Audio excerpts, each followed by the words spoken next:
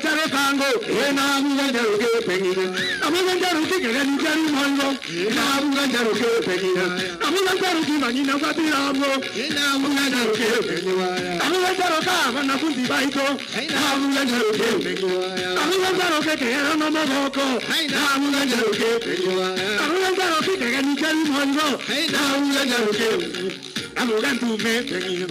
I want me to. I want to be quiet. I just want to move to the double year.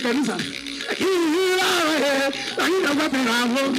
I can I want to move. I want to move. I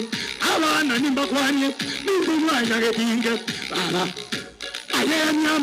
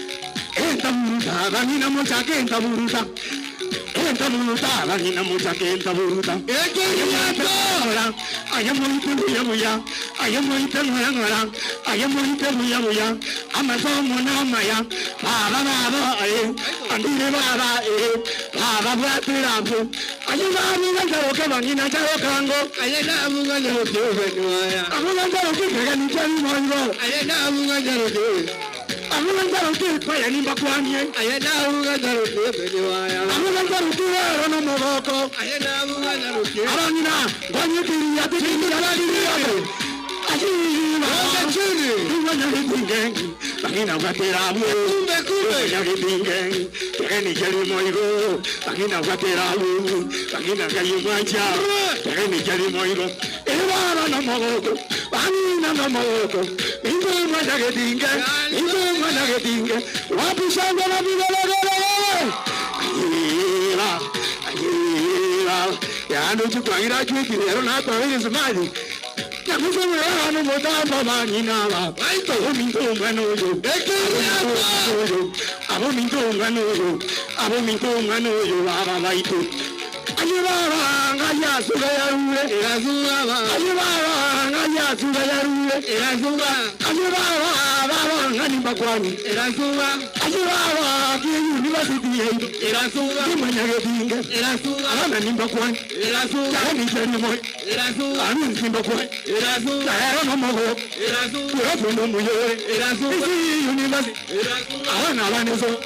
Asante my DJ.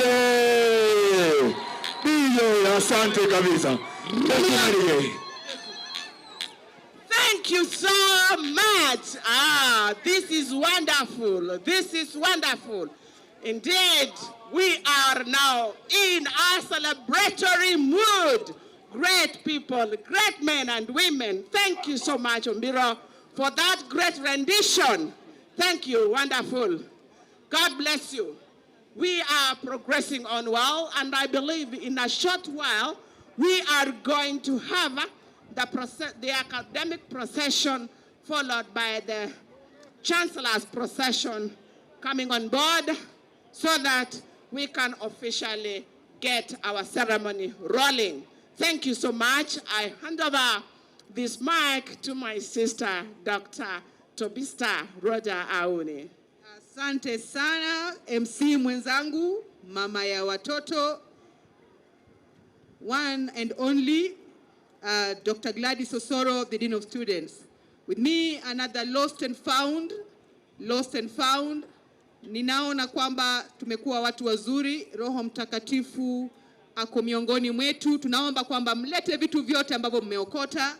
We have a pouch here, a brown pouch, lost and found. Kindly come for it. Want to say, Agnes, Brittany, Ayora, we have your ID with us. Kindly come for it. Furaha ilioje siku ya leo. Huna sababu ya kununa. Una kila sababu ya kufurahi. Una kila sababu ya kumtukuza Mungu. Una kila sababu ya kufurahikia mavuno ya leo. Naomba nitambue uwepo wa wageni wetu waliofika hivi punde. Engineer Jabez Otho, disikie nyumbani. Madam Trufena Okemwa, karibu sana. Samuel Abuga, karibu nyumbani. Mwalimu mkuu Clement Nyangacha, wherever you are, feel at home, sir.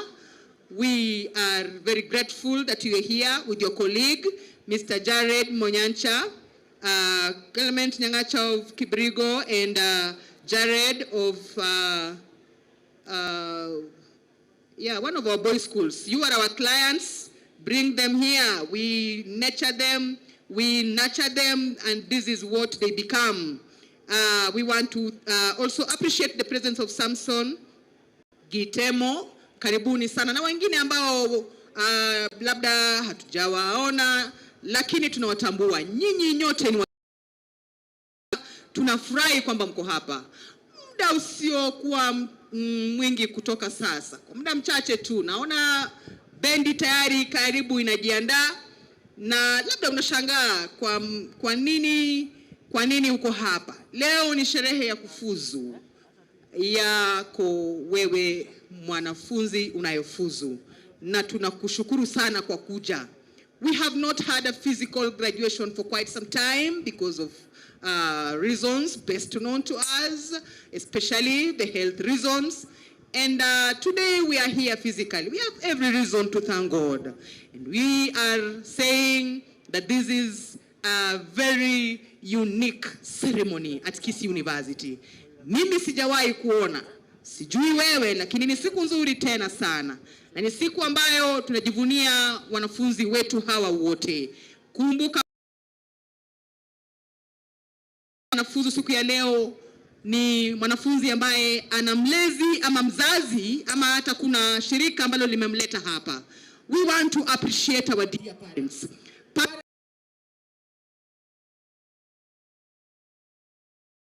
Guardians, you have paid for their fees and upkeep. You have given them guidance. You have prayed. You have provided for these young men and women. We also want to thank the government of Kenya through the high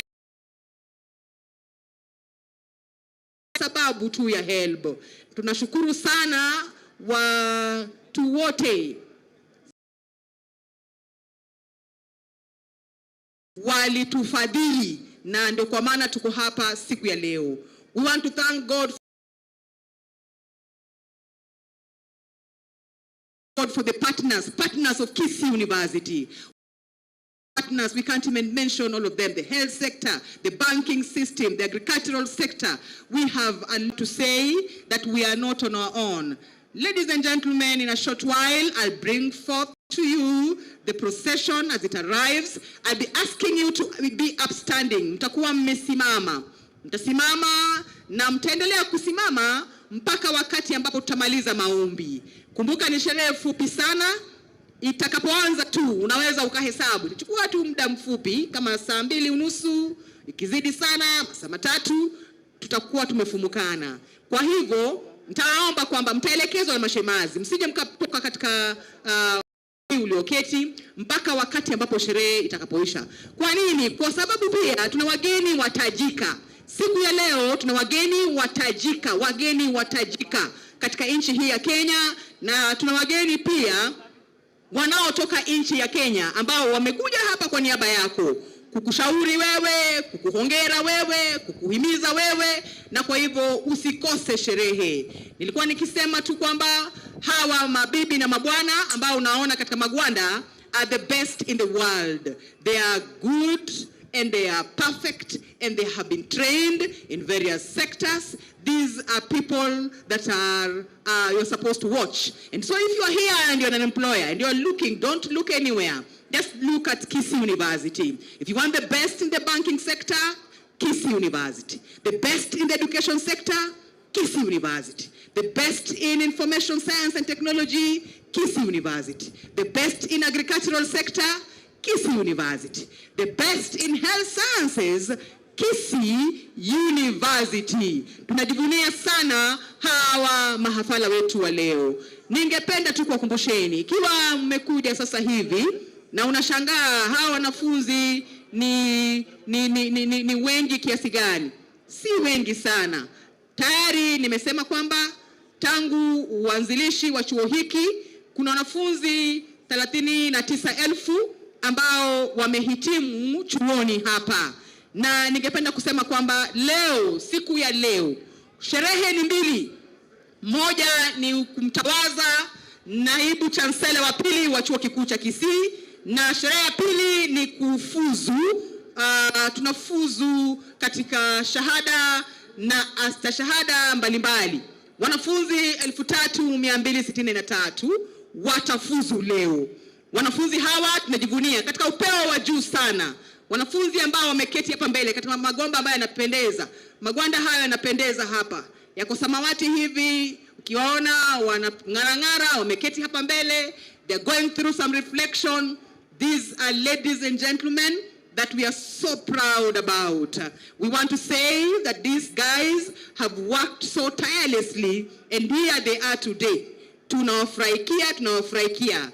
Graduates, kindly get inside the tent and take your seats because in a few seconds the procession will be here. Graduates who are outside the tent, once again come and take your seat. Unajua unaweza kuja hapa na ukasikia uvumi tu, ukakosa hata katika sherehe yako ya kufuzu. Ndio kwa maana tunawahimiza kwamba ikiwa uko kule nje, graduates kindly take your seats. You will join your relations later on. Everything has stopped for you. So just come and take your seat, and after that, you will be able to take photos, to celebrate, to dance, to ululate, to eat, and we are going to give God glory at the end of the day. So come inside here and take your seats. We have ushers everywhere. In the event that you need some help, ladies and gentlemen, you can see them. Wanang'arang'ara. They have white shirts and blouses and black skirts and trousers. These are our ushers. They have our badges, and you can reach out to them, and they are going to help you.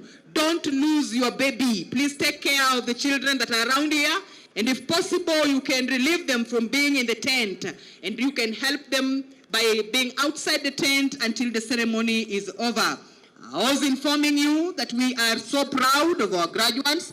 These are people that are ready market. I was encouraging the possible employers. Ikiwa kuna wahajiri hapa ambao ni wageni wetu, mnanisikiza, ikiwa unatafuta watu wa kuajiri kazi, usiangalie mbali. Ndio hawa hapa mbele yako, Kisii University. You can begin from here. You will get the best of the best. The most outstanding, ladies and gentlemen, Eastern Central Africa, north of Limpopo, Southern Saharan Central Africa. Nani kama hawa? Ningependa kusema tu kwamba tuna wanafunzi 72 ambao watafuzu katika shahada ya uzamili, ukipenda master's degree.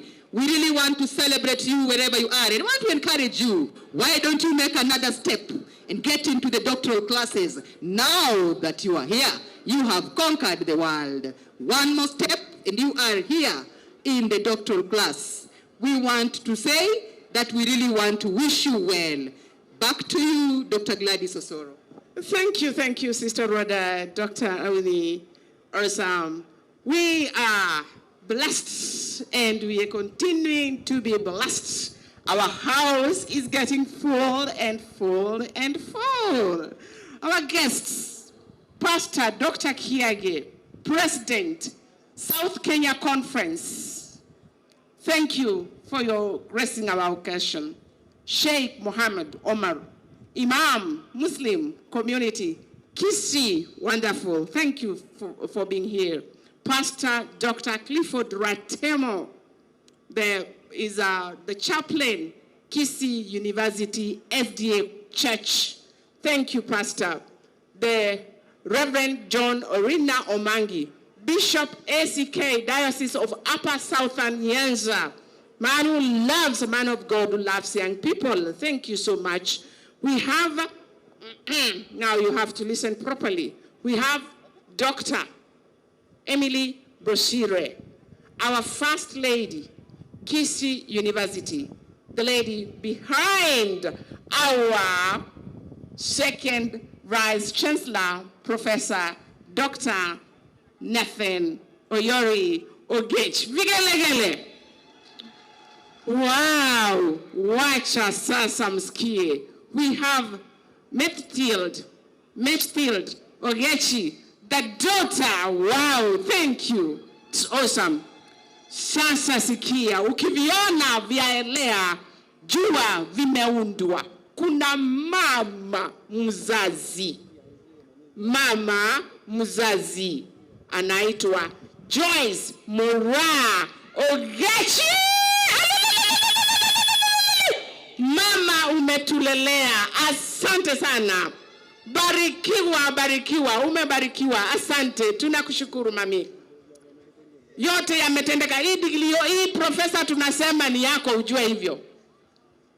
Hii degree tunasema ujue ni yako mama. Sawa sawa. Ni wewe umefanya haya yote. We appreciate the presence of Maggie Ogech, Alice Ogech, Benton Ogech. We have Zipporah Ogech, Penina Nyanchama Ogech, Turufena Bosira. The entire family is here. Hapo sawa. But we appreciate the presence of our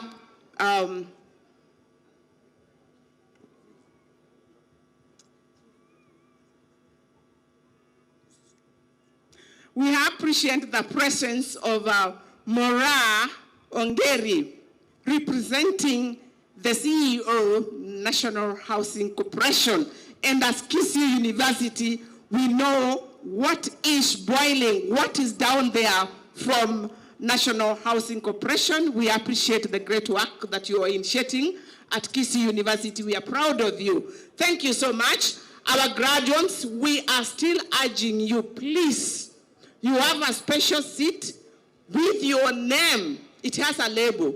Kindly take those seats and ensure that you are within the tent. We are celebrating you. There is no need of you being out there. Kindly let the parents or the clan that you came with remain out there as they wait to hear your name. So kindly hasten your steps and get into the tents so that you take your right places, as we are shortly going to receive the procession, the academic procession, and followed by the Chancellor's procession. Kindly get into your tents and let's wait as they come. Dr. Awuni, the podium is yours. Asante sana Dr. Soro kwa kazi nzuri ambayo tunafanya. Mungu akubariki, akuhifadhi. Kuwajuza tu kwamba huu msafara ni wa kina nani? Msafara huu ni wa kiakademia. Utaona kwamba mbele ama wataletwa hapa na bendi. Bendi yetu ya kipekee. Watakuwa wameandamana na wanafunzi viongozi chuoni. Na pia kutakuwa na mwanafunzi mmoja ambaye ni mwakilishi wa wanafunzi wote siku ya leo ambao wanafuzu. Katika lugha ya Kimombo tunamuita the valedictorian. Kutakuwa pia na mwanafunzi aliyesomea hapa, akafuzu, anafanya kazi, the alumni representative katika msafara huo. Kutakuwa na wahadhiri na wote ambao ni wanaakademia katika chuo hiki katika msafara huo. Kutakuwa na various chairs of department, actually then the Senate will be following that. Na pia kutakuwa na msafara wa chancellor ambapo mtamuona the mace bearer, utamuona utawaona the various deans of schools and directors ambao nimewatajia. Na at this juncture, a special mention, courtesy of the School of Postgraduate Studies, Dr. George Nandoro, popote ulipo, hongera, umetupa hawa wanafunzi. Asante kwa kazi nzuri, pamoja na ofisi nzima ambayo imeshughulikia sana katika kufikisha umbali huu. Ningependa pia kumtambua the Director of E-Learning, Dr. Bernard Make. Wherever you are, sir, we honor you. We are really blessed to have our ICT manager, Madam Marian Mongeri, popote ulipo. Thank you so much for the hard work. This is why we are even going live on the YouTube. Thank you for making it possible for us to be there. We want to appreciate the Director, Academic Quality Assurance, Dr. Charles Mochi. We also want to appreciate the Director, Kisii University, TVET, Dr. Tomboya, wakiwemo wengine, our media personalities. Tunawavulia kofia kwa kazi nzuri sana mnayofanya. Kukuelekeza katika msafara huo, msafara wa chancellor, ningependa kusema kwamba utamuona the mace bearer, ni nguzo ya uongozi chuoni. Na nyuma ya mace bearer utawaona ambao ni wakuu wa vitivo mbalimbali, the deans of schools and directors. Utawaona pia registrar watakuwa katika msafara huo. Utaona the deputy vice chancellors, na pia kuna wageni naibu machancellor kutoka katika vyuo karibu na mbali, mtajuzwa kwao na baadaye katika kutambua wageni. Utaona pia kuna the principal of university watakuwa hapa. Kutakuwa hapa na chancellor, naibu chancellor, na pia kutakuwa na mgeni wa heshima ambaye tajwa baadaye. Karibu sana, utamtazama mwenyewe kwa macho yako mawili.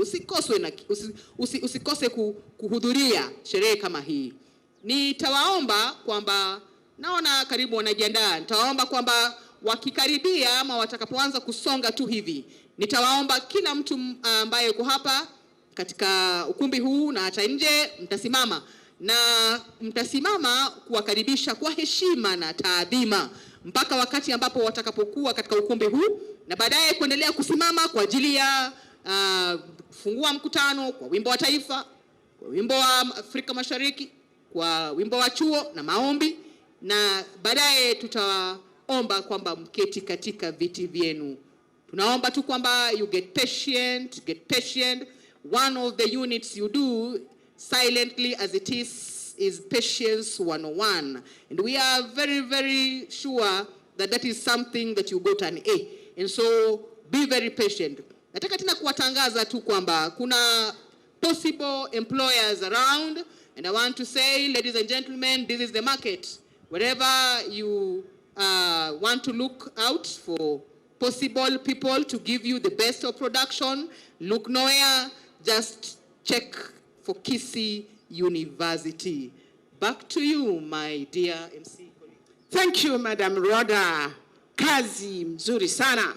We recognize the presence of Professor Ramanas Odhiambo Otieno from Vice Chancellor, Meru University of Science and Technology. Thank you, Professor, for joining us.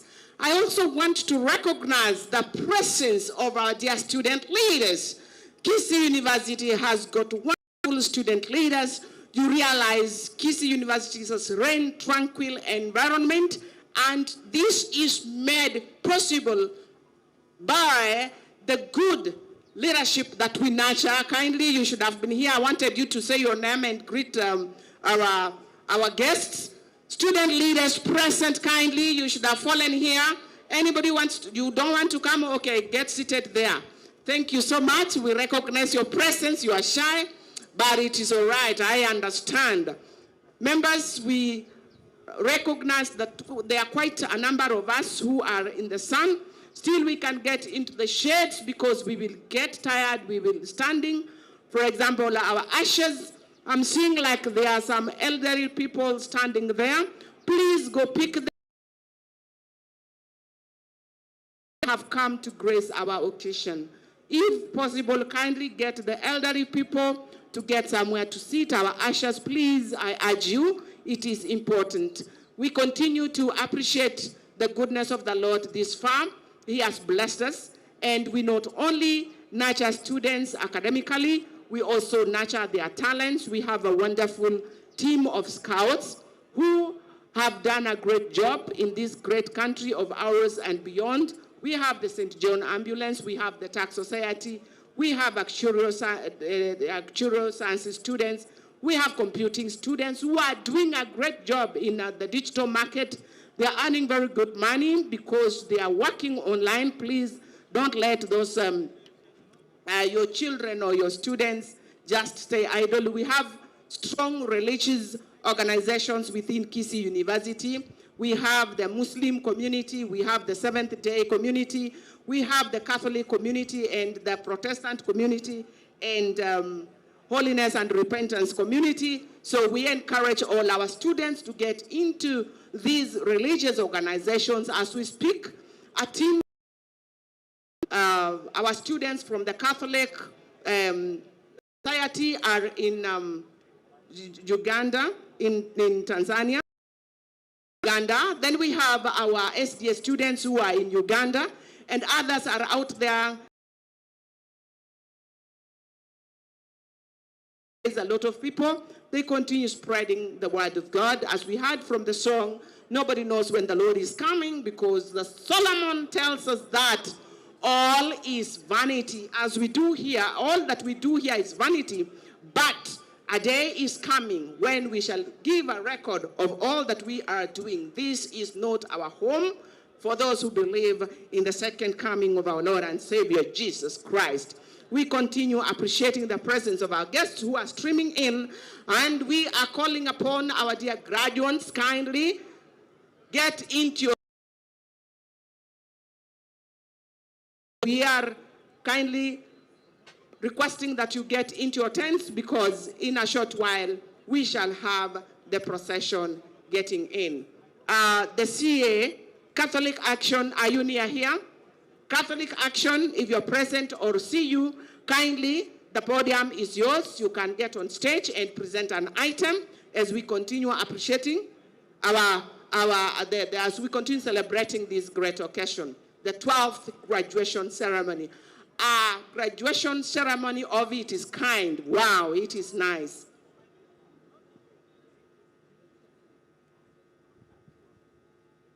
All right. Christian Union, are you there? CA? Okay. They are not there. Ombiro, are you there with another rendition as we welcome the Kisii Central Church Choir to come? Okay, I'm told Kisii Central, please, the podium is yours, then Ombiro can come in. Kisii Central, the podium is yours, kindly, the stage is yours, come and praise the Lord in song. Thank you. We are doing well. Let's appreciate them as they come to the stage. We are practicing 1, 2, 3. You remember we were reminded yesterday, those of us who are here for rehearsal.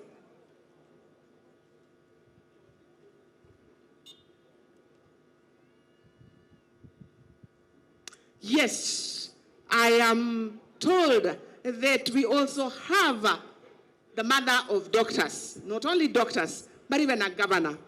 Mother Mary Maru. Mary, where are you? Mother to our governor, Uasin Gishu County, who is receiving his doctorate degree today. Mommy, where are you? Can we appreciate her?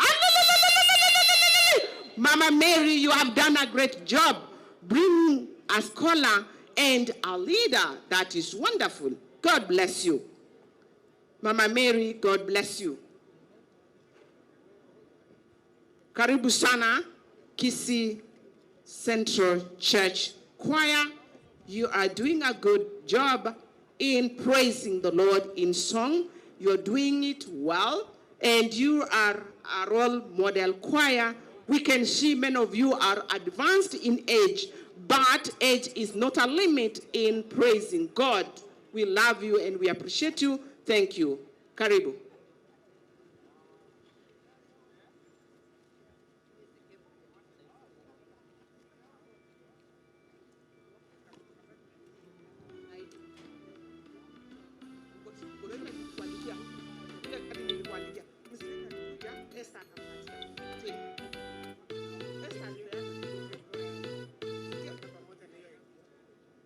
So,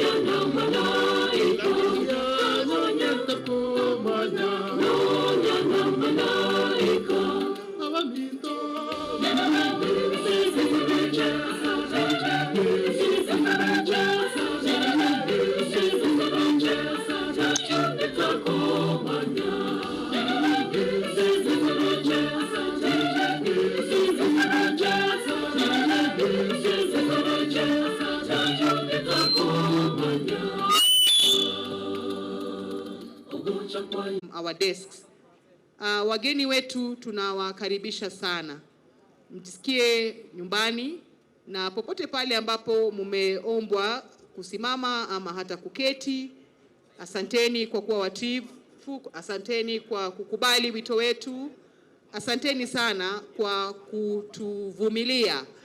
Wageni wetu wa heshima ambao ni mahafala wa siku ya leo, karibuni tena sana.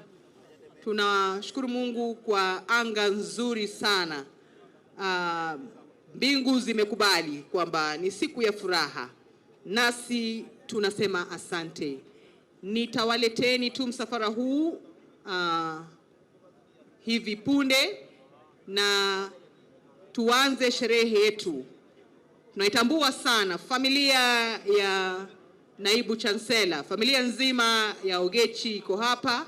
Asanteni kuja kushuhudia kutawazwa kwa profesa siku ya leo. Tunamshukuru Mungu kwa ajili ya maisha yake, tunamwombea mema, tunampa himizo kuweza kuendeleza chuo hiki. Tukisema hivyo pia tunamshukuru Naibu Chancellor aliyestaafu Profesa Akama. Tunamshukuru sana kwa ajili ya juhudi zote ambazo alizozitia kufanikisha chuo hiki na kufikisha umbali huu. Hakika iligharimu bidii, kujitolea, kujinyima, iligharimu mambo mengi sana. Na ndio kwa maana leo tunajivunia chuo hiki katika umbali huu.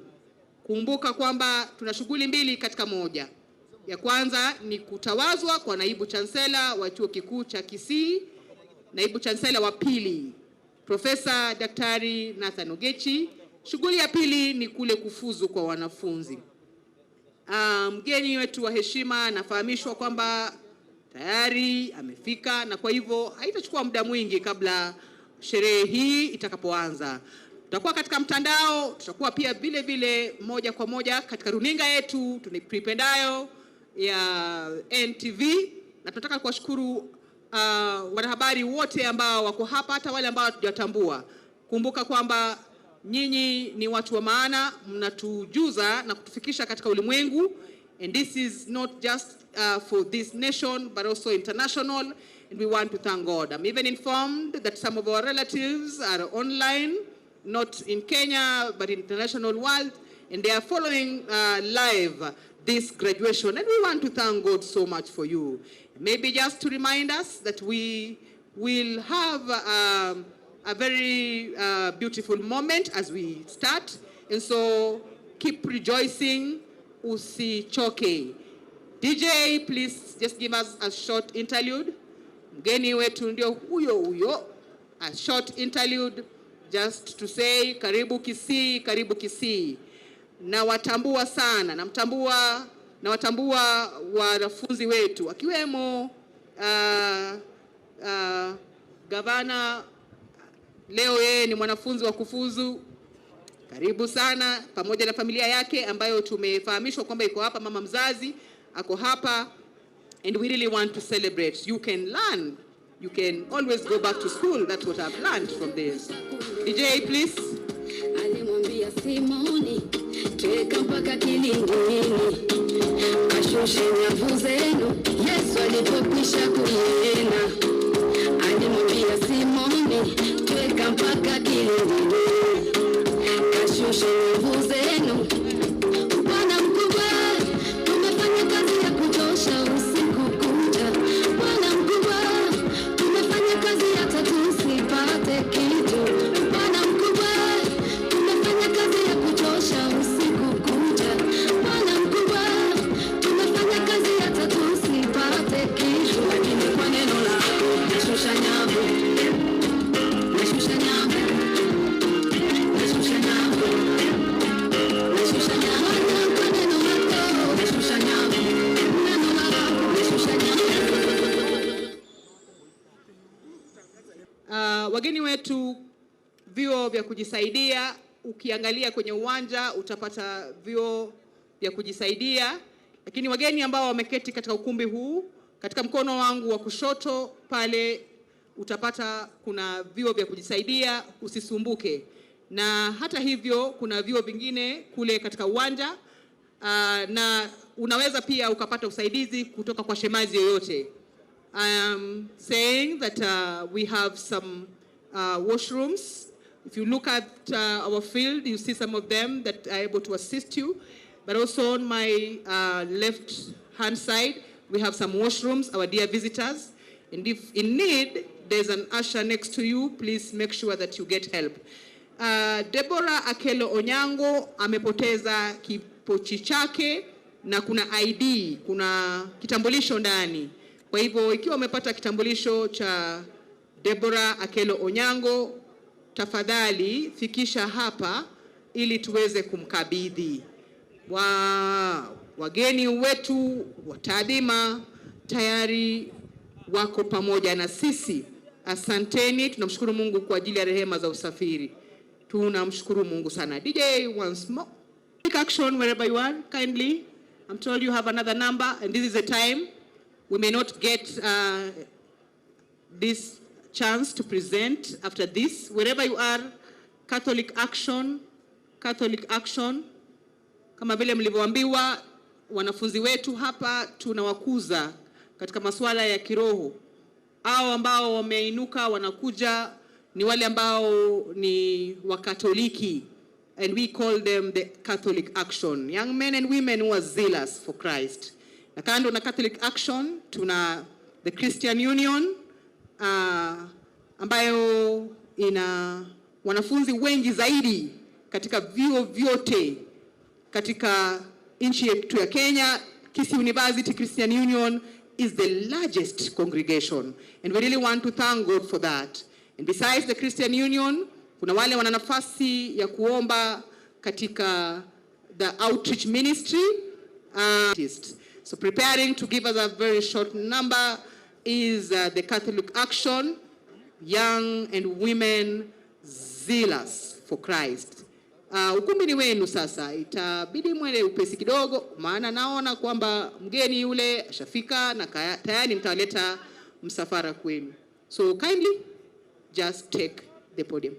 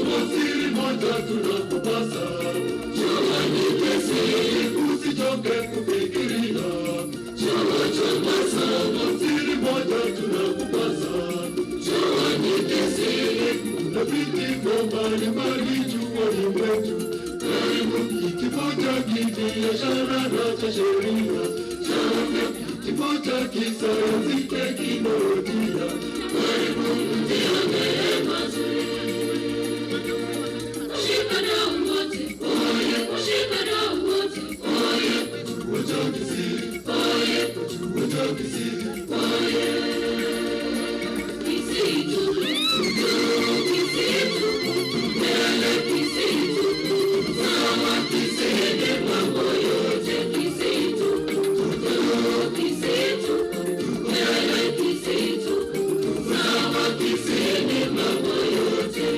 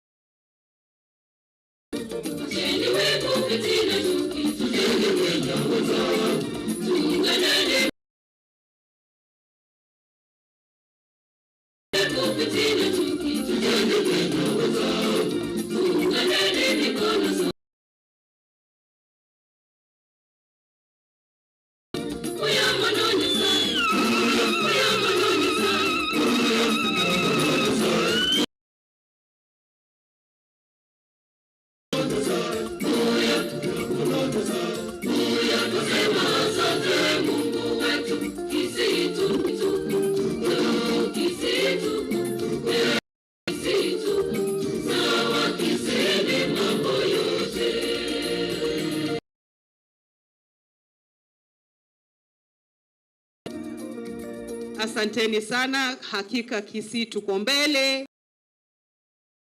mbele sana. Mwapigie makofi hao wanafunzi hata wanapotoka. Furahi, leo ni siku. Na tambua uwepo wako. Ni mama ya Mheshimiwa Jonathan B. wa Kisii, karibu sana nyumbani. Hongera na kumkumbusha gavana kwamba ni vizuri kusoma. Hongera sana gavana. Pick your ID. You will need it for the caution money. Please pick your ID. So you need to pick it from us. I want to say that in Kisii University, if you see these students here and you can recognize by the colors of their hoods, they come from different schools and faculties. These young men and women have worked tirelessly to be here. In a very special way, I want to recognize the School of Education and Human Resource Development. Where are you, School of Education? By show of hand.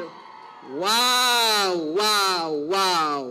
We want to recognize the School of Law. School of Law, mko wapi?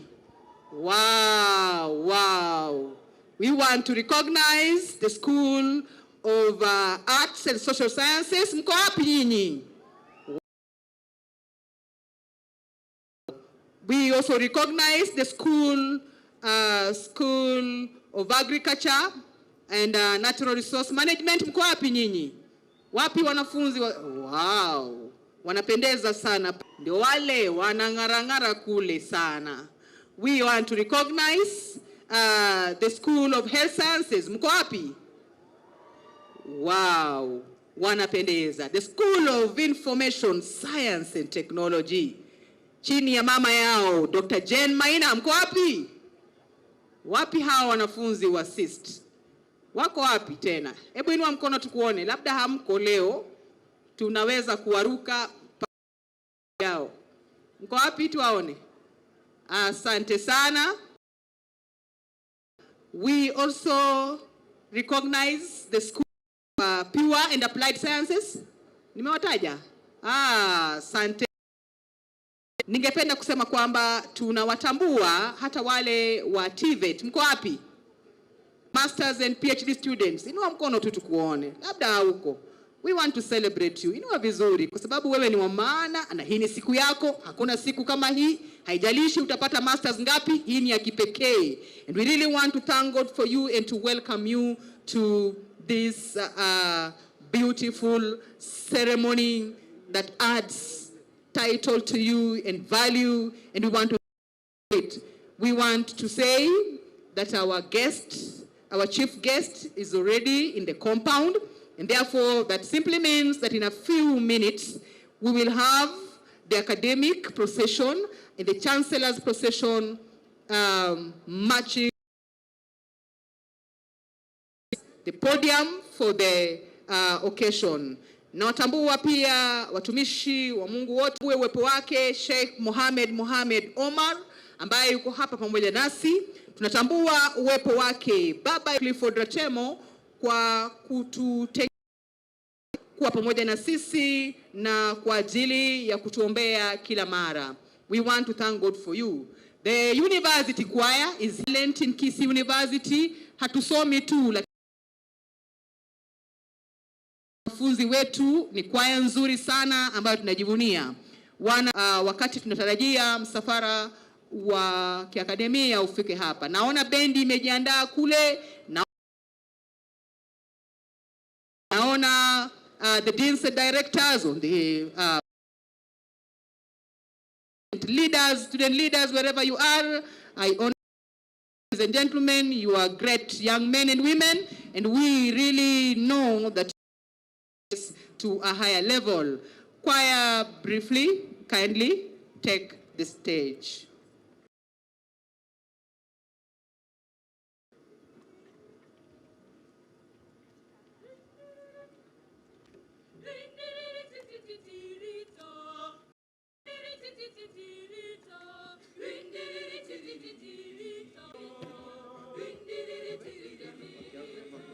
nisizame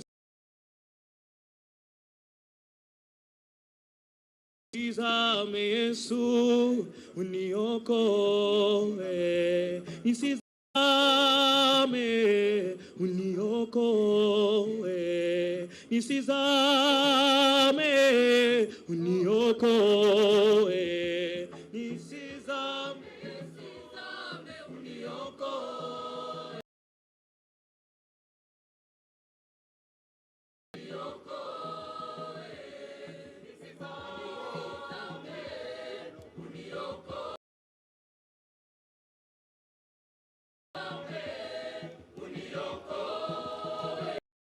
Magonjwa yananiandama, hospitali zote nimemaliza, kupona sijapona. Magonjwa yananiandama, madaktari wote nimemaliza, kupona sijapona. Jaraka uje imani okoe, nisizame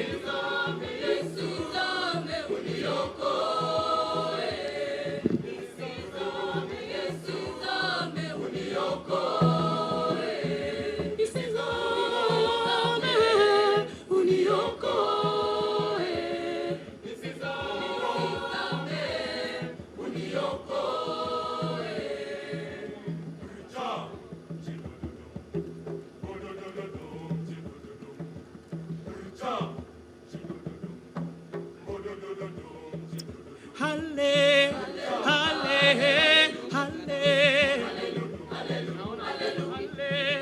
halle, halle.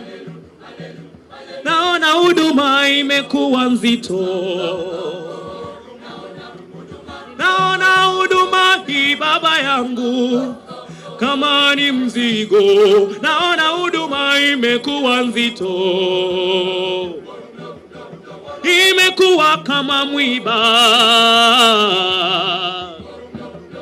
lakini nakuita unisaidie.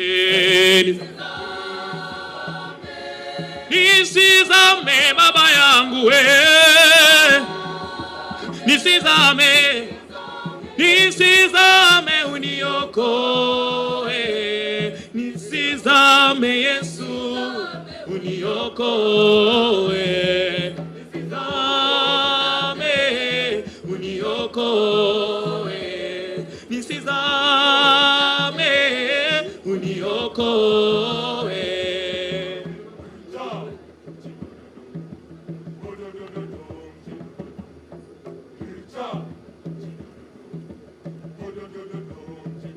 Halle, halle, halle, halle, halle, halle.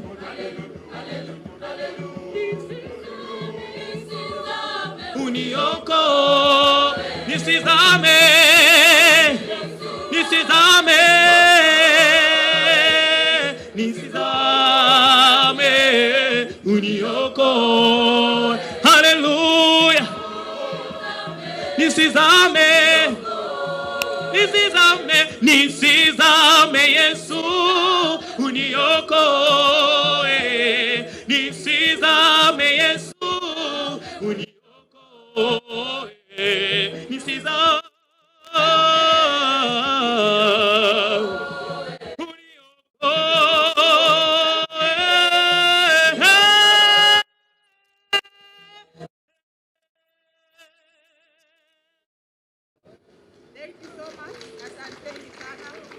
Hakika tusizame, tusizame utuokoe Yesu, tusizame. Tusizame. We continue to recognize the streaming in of our guests and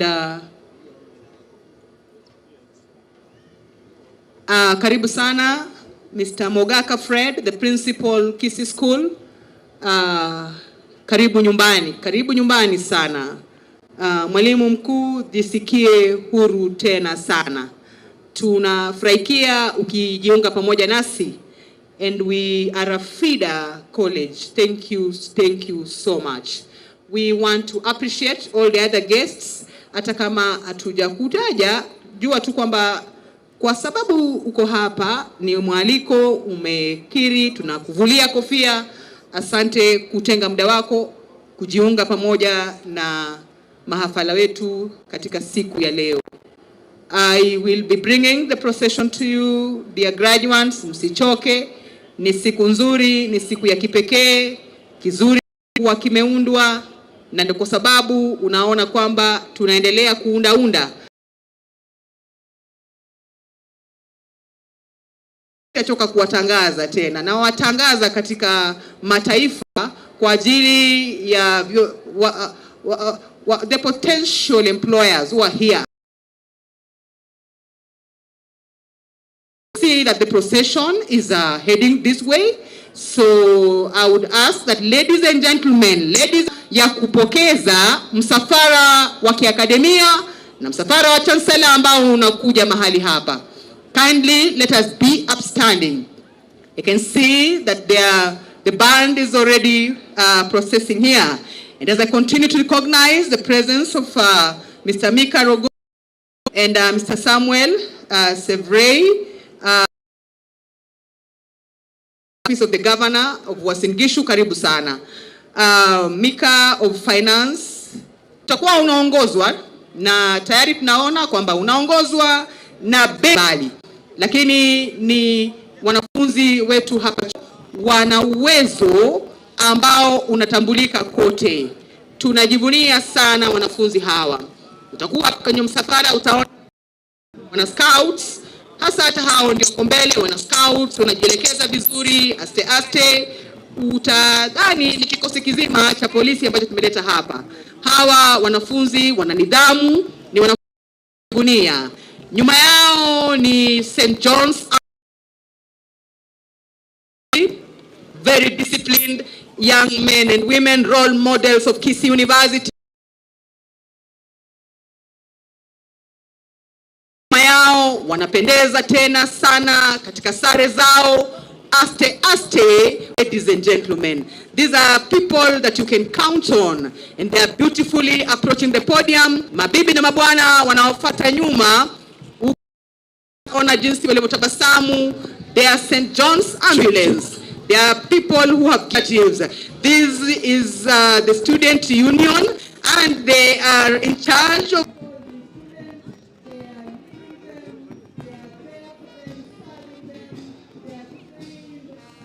students who are leaders of now and tomorrow. Taratibu utagundua kwamba wanaofuata, we have the members of the academic staff. We can see them beautifully marching. The members of the academic staff, wao ndio wameunda, wako jikoni pale kuandaa, kutayarisha hawa wanafunzi. Hawa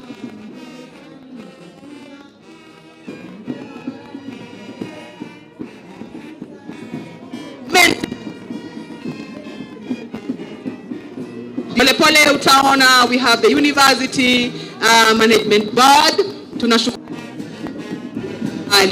We have all the schools represented here to graduate our dear graduates.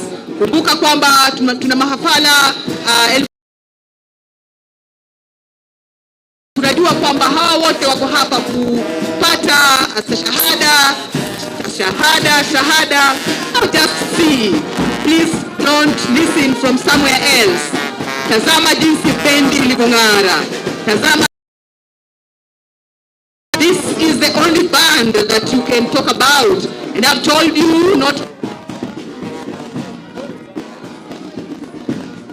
of Limpopo, one and only band, Kisii University Band, Talanta Mchakoge.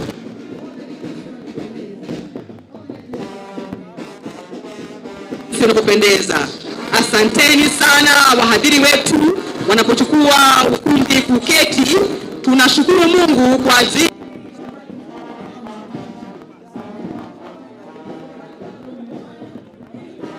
siku ya leo. Bendi yetu maridadi ni bendi ambayo tunajivunia sana. Ni siku nzuri ambayo Mungu ametupatia anga ambayo inafurahisha. Bendi hii inaleta msafara wa chancellor. Ukimwona pale utaona the mace bearer, nguzo za uongozi katika chuo kikuu cha Kisii. Ukitazama uzuri utaona kwamba kuna pale the deans of schools, utaona registrars, the deputy vice chancellors, utaona wageni vice chancellors kutoka katika msafara wetu. Tunatambua wageni wetu tajika, wageni wa heshima. Tumewasubiri sana, tunafurahikia mmekuja. Asanteni kuja Kisii. Tazama anga imekubali. Tuna maprofesa wetu watajika, maprofesa watajika wameunda na kutengeneza, wanazidi kuelekeza. Maprofesa wetu, karibuni sana katika ukumbi huu. Asante sana kufika, tumewasubiri kwa udi na uvumba. Tazama jinsi uso na nyuso za mahafala zinametameta kwa ajili yenu tu. We want to thank God so much for your arrival. We want to recognize all the visitors, guests for availing time to be here. We are proud that we have a very unique ceremony. We want to thank for availing themselves. Remember that this is not only a graduation ceremony, lakini kule kumtawaza na nani huyo kuwa Profesa Daktari Nathan Ogechi. Mungu amhifadhi, muongezwe kwa utaratibu.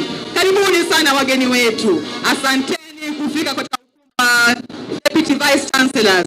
Asanteni sana University Management Board. Nyinyi ni wa maana. Tunawatambua wageni wetu hata nje ya Kenya. We want to recognize you, especially we have guests this particular country. God are here with us. We really want to say a warm welcome to Kisii University, the university of the 21st century. Asanteni sana kufika, mnapendeza kweli. Asanteni kuja, asanteni kuja katika msafara wa kufurahisha. We want to thank you so much, the chair of the council. Tunakupenda sana Daktari Ruto. Tunakuona unatabasamu, unapendeza. Mungu akuhifadhi tena sana. We want to honor you all. We want to honor you. Tunawavulia kofia wote ambao wameshiriki. Karibuni, karibuni, karibuni Kisii University. Bendi yetu maridadi itaendelea kidogo kidogo ili tupelekeza katika wimbo wa taifa, wimbo wa Afrika Mashariki na baadaye wimbo wa chuo. Usichoke, baki umesimama mahali ulipo ili tuendelee na kipindi jinsi kilivyo. Kumbuka kwamba hii ni hafla ya kipekee, ni hafla ambayo tukaona utawazo na mtawaza naibu Vice Chancellor wa pili wa chuo kikuu cha Kisii, lakini vile vile tuna sherehe ya kufuzu. Tuna sherehe ambayo ni ya kipekee sana. Tunashukuru Mungu. Anga imekubali. Anga imekubali kwamba leo ni siku ya kipekee. Mvua imejitenga kwa sababu leo ni siku ya kipekee. Namshukuru Mungu sana. Karibuni sana wageni wetu. Mjisikie mko nyumbani, mjisikie huru. We want to welcome you, ladies and gentlemen, our guests. We are excited that you are here with us, and we really want to honor you, ladies and gentlemen. Thank you so much. Welcome to Kisii University, the university of the 21st century. Welcome, welcome, welcome, welcome. Thank you so much. In a short while, I'll be asking all of us to be upstanding so that we can do the national anthem, the East African anthem, and the school anthem. Karibuni sana, ladies and gentlemen. I'm humbly requesting that we all be upstanding even as we do the anthems. I'm kindly requesting that we be upstanding so that we can do the national anthem. Thank you so much. Band, please, national anthem.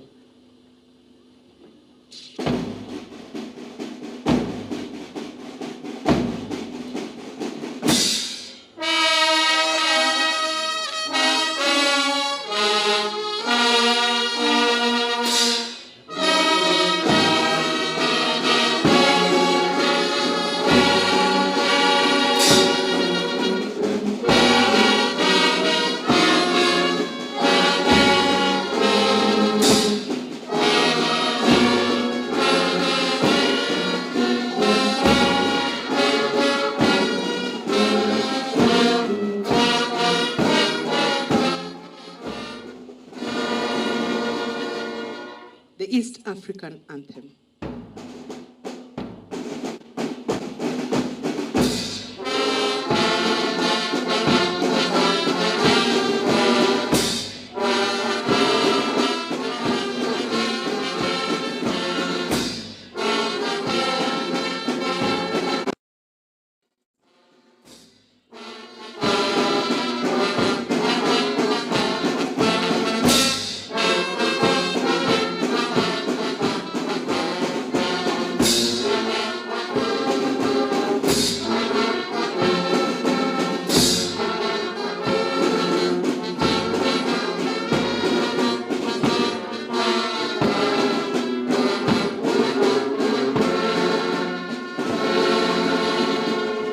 The Kisii University anthem.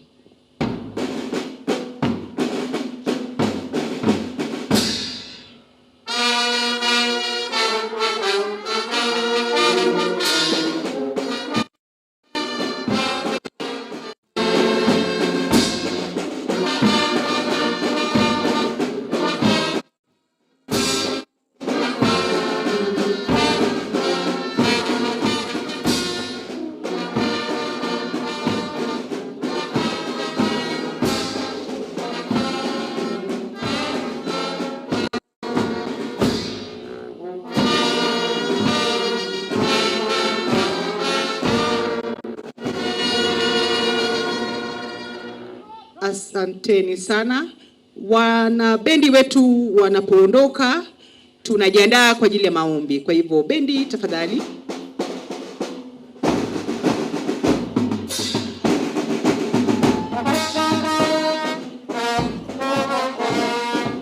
Tunamshukuru Mungu sana kwa ajili ya anga nzuri sana inayopendeza. Tazama jinsi jua ilivyowaka katika kaunti hii. Tunashukuru Mungu kwa ajili ya sherehe hii.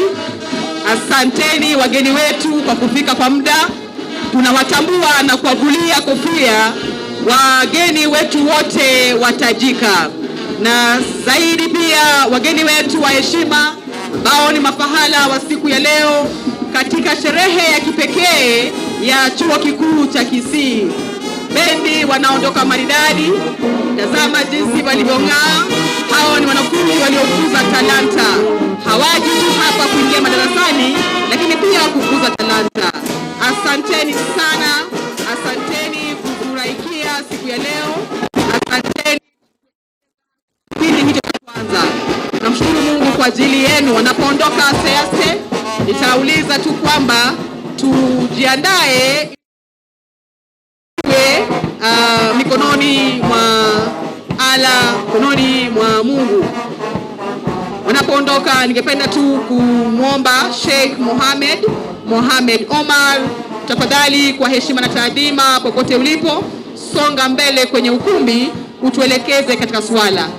Popote ulipo, Bwana Sheikh Mohamed Omar, songa mbele. Asante sana. Karibu. Tafadhali wape nafasi ya kupita bendi hilo. Thank you so much.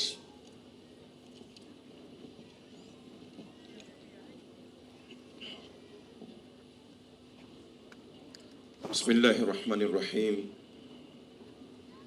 Alhamdulillahi rabbil alamin. Arrahmanirrahim, maliki yawmiddin. Iyyaka na'budu wa iyyaka nasta'in. اهدنا الصراط المستقيم صراط الذين أنعمت عليهم غير المغضوب عليهم ولا الضالين. اللهم اهدنا فيمن هديت وعافنا فيمن عافيت وتولنا فيمن توليت. اللهم بارك لنا الخير فيما أعطيت وقنا واصرف عنا برحمتك شر ما قضيت. Ya Allah, ewe Mola wetu mtukufu, siku ya leo, asubuhi hii, wakati huu na saa hii, na kuomba hifadhi na ulinzi utokao kwako. Ewe Mola wetu mtukufu, kwa hakika tupo katika hafla hii, tukuomba tuhifadhi, walinde watoto wetu, walinde wahadhiri wetu, wape wanafunzi wa chuo hiki hifadhi na ulinzi, utoe ulinzi kwa jopo tenda kazi katika chuo hiki. Tukuomba kila aina ya baraka na kheri zitokazo kwako. Ewe Mola wetu mtukufu, tunakukabidhi wewe miili yetu na nafsi zetu. Tukuomba Mola wetu utuweke katika faraja na usalama utokao kwako. Utulinde na kila shetani mwenye nguvu na mkaidi kwetu sisi. Utulinde na kila mwenye chuki na sisi. Utulinde na kila mwenye wivu na sisi. Utulinde na kila mwenye husda na sisi. Utulinde na kila aina ya shari ya mchana au usiku. Ewe Mola wetu mtukufu, tubariki na utupambe kwa afya njema. Utupe uchaji wa kukuogopa wewe.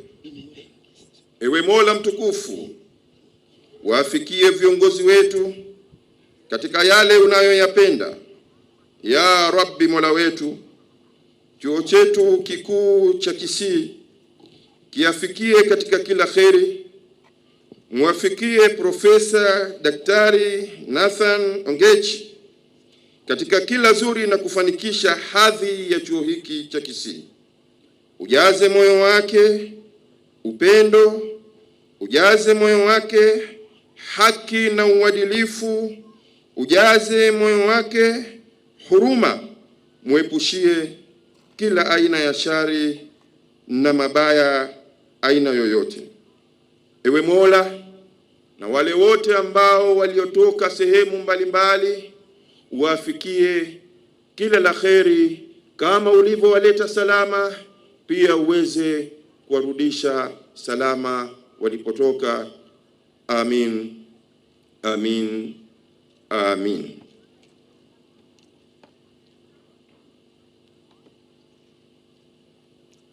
In the name of the Father, and of the Son, of the Holy Spirit. Amen. We thank you for this important occasion, Almighty God, where we have the installation of the second Vice Chancellor of this university, Professor Nathan Dr. Ongechi. We also pray for the graduates of this day. We pray that you will give them direction, purpose, and perseverance as they enter the next phase of their lives.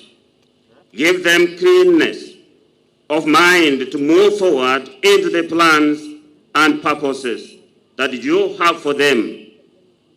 You tell us in your holy book of Jeremiah, chapter 29, verse 11, I alone know the plans I have for you, plans to bring you prosperity and not disaster, plans to bring about a future you hope for. May these graduates gain wisdom from you and have discernment for proper behavior. We pray that they would rise above ungodly behaviors and have the boldness to stand up for what is right wherever they work, study, or socialize. Give them wisdom to spend their time and money wisely. Grant them success for their efforts at every turn and guide their feet to follow your ways.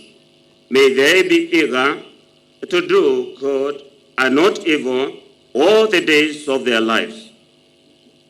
Use them to bring positive transformation in our morally decaying society.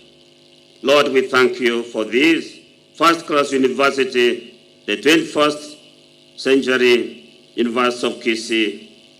We pray for all our stakeholders, the Ministry of Education, represented by the Cabinet Secretary, Honorable Majogu, with all the visitors and dignitaries here that have accompanied him, We pray for the University Council.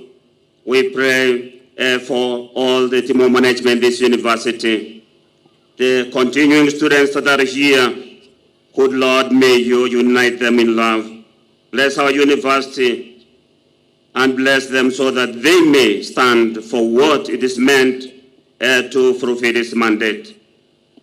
We commend to you all those who have come here today, that you may lead them back safely after this event.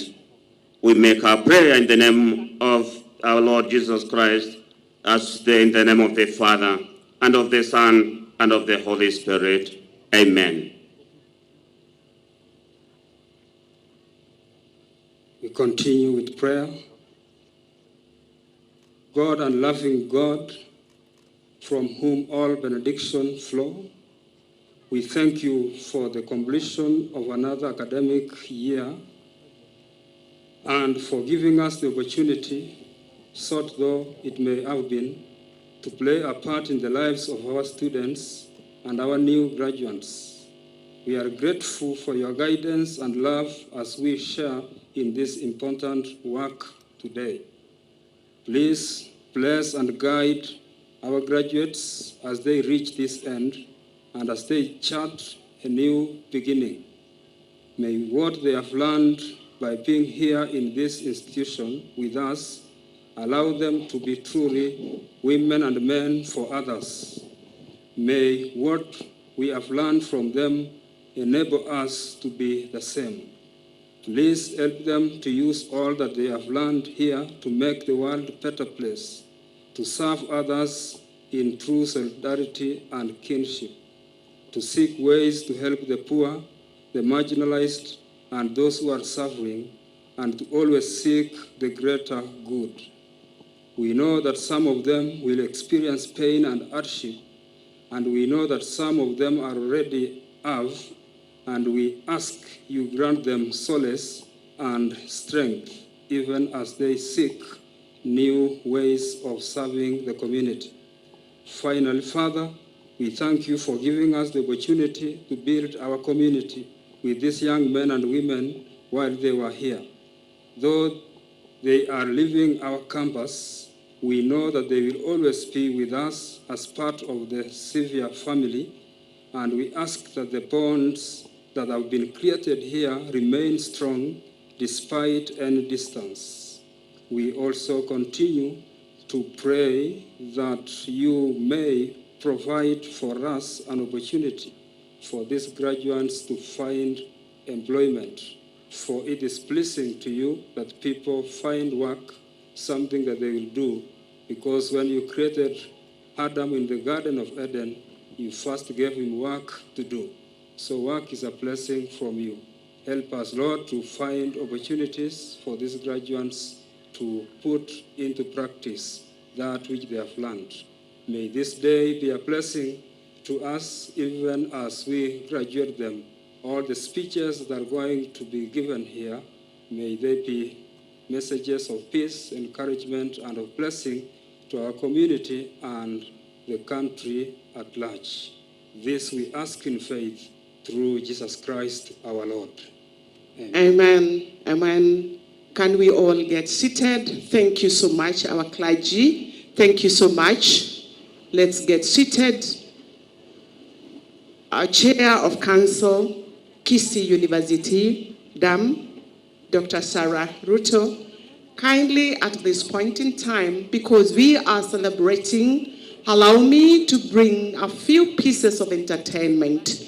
And I request that the teams that are going to come in front will just follow in succession because of time constraints. We will have Ombiro Obokano, you should be on the stage, followed by Kisii Central SDA Church, then Kisii University Mighty Choir.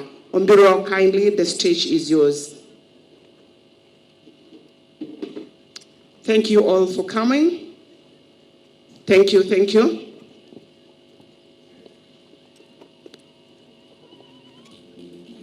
Kisii Central should be ready, please. Lining up here.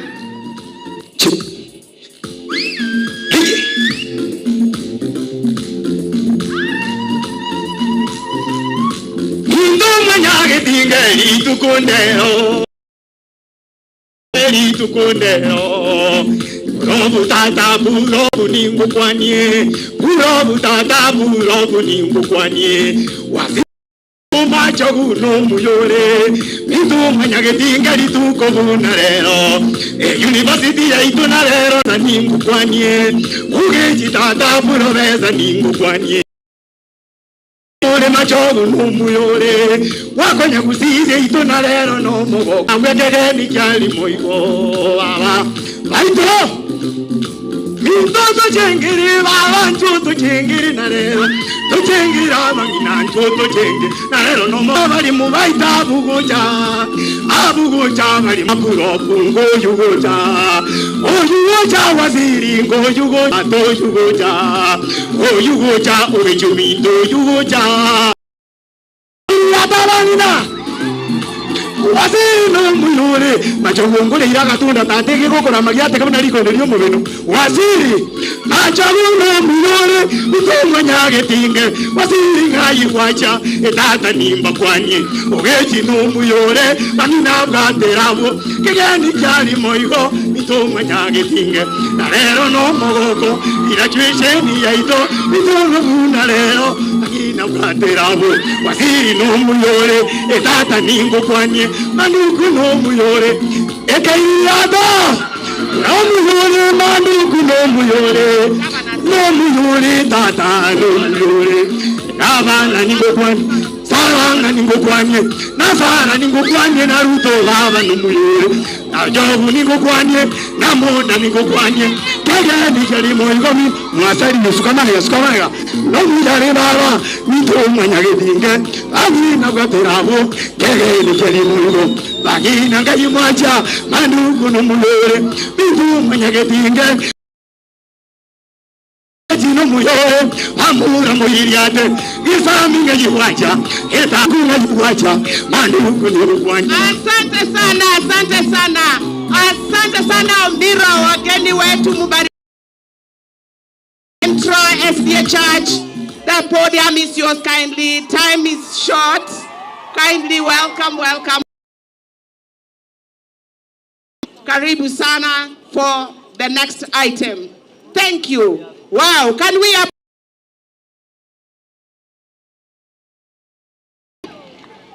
Kisii Central kindly move closer quickly.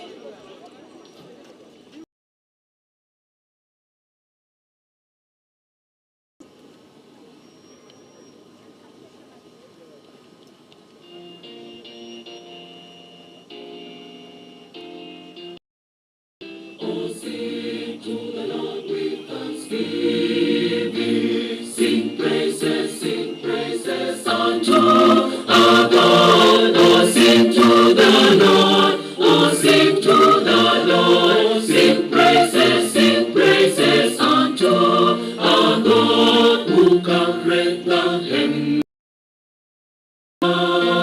who prepare a place for the earth, who maketh the grass to grow upon the mountains and earth for the service of man. Oh, sing to the Lord with thanksgiving. Sing praises unto our God. Oh, sing to the Lord. Oh, sing to the Lord. Sing praises unto our God. The installation of the Vice Chancellor will thank the Lord. The eyes of the Lord are over the righteous. The eyes of the Lord are over the righteous. His ears are open. His ears are open. His ears are open to their cry. His ears are open to their Thank you, Kisii. Kisii Central SDA Church. are over the righteous. The eyes of the Lord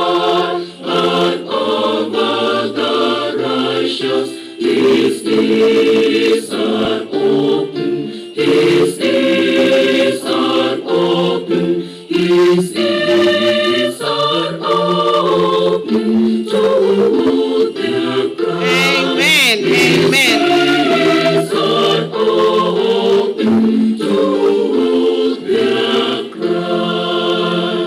Thank you. The eyes of the Lord are on the righteous and his ears open to them. Kisii University as we transit to the next program.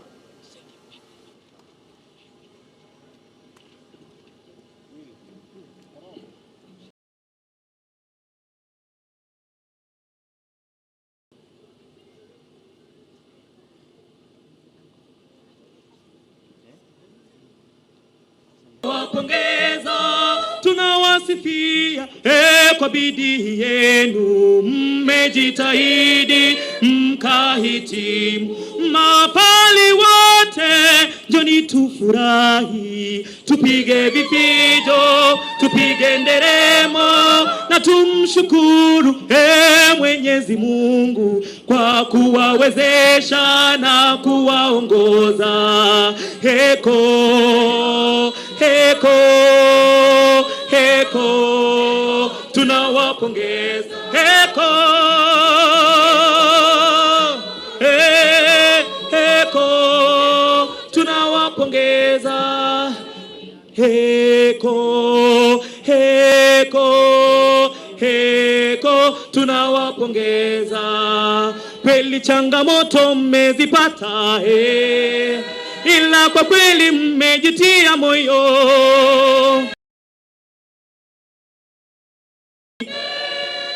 Ila kwa leo mnajivunia, hongera kwenu na wanafunzi. Kweli mafunzo yenu ni ya maana kwenu. Heko, heko, heko, tunawapongeza. Heko, nguwa, kweli juhudi zenu ni za maana. Heko, heko, Kisii fahari yangu we, Kisii ae, Kisii fahari yangu tajivunia mile. Oh, Kisii fahari yangu we, Kisii ae, Kisii fahari yangu tajivunia mile. Ni chuo bora nchini Kenya. Haya basi, ukweli Kisii University ni chuo bora Kenya. Fadhili Ndolo, our soloist. Thank you Kisii University Choir. Kisii The fahari mighty yangu choir of Kisii University. We appreciate you. Thank you. Our soloist, who is the best in the country, Fadhili Ndolo, and our choir leaders. Thank you. Thank you so much, and God bless you. Allow me, Madam Chair of Council, that I hand over this mic to our academic registrar to pick up from here as we proceed. Thank you so much.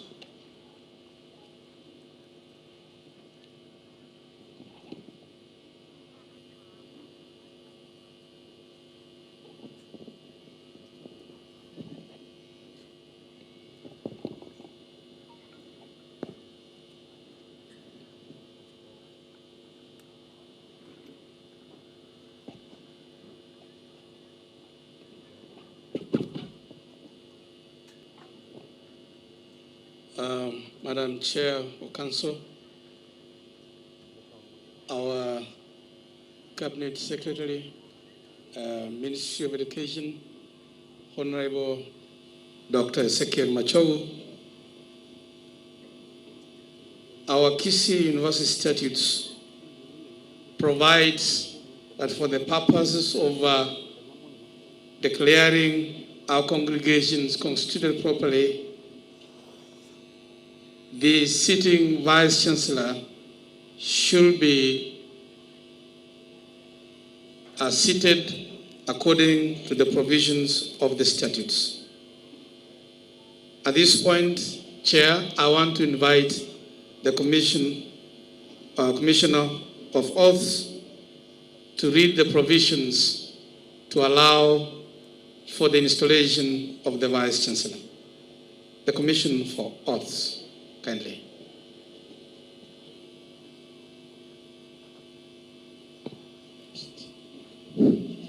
Madam Chair, we are going to administer the oath in 2 stages. The first stage will be laying the legal basis of that oath.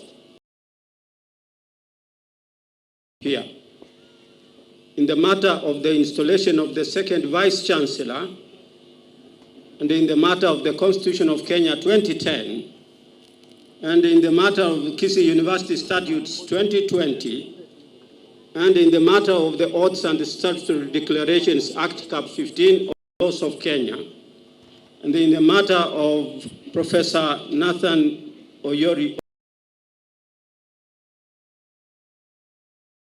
Whereas Professor Nathan Ogechi is satisfied of the Constitution of Kenya and the Statute 2, which require that a person to be appointed a Vice Chancellor shall be one of high moral character and integrity in accordance with Chapter 6 of the Constitution of Kenya. And whereas on 1st of September 2023, Professor Nathan Ogechi was appointed Kenya through a competitive process as required by law as the second Vice Chancellor of Kisii University, pursuant to the provisions of the Kisii University Statutes 2020, and whereas Professor Nathan Ogechi shall be the academic and administrative head of Kisii University, and whereas Professor Nathan Ogechi shall be guided by the principles of natural justice, that is to say, fairness, objectivity, and reasonableness in decision-making, it is imperative that Professor Nathan Ogechi takes an oath of office as the second Vice Chancellor of Kisii University, pursuant to the provisions of the Oaths and Statutory Declarations Act, Cap 15 of the laws of Kenya. Thank you, Chair. Thank you, Chair. At this time, I invite the DVC Administration, Planning and Finance of Kisii University to read the Vice Chancellor's citation. That's Vice Chancellor Professor Dr.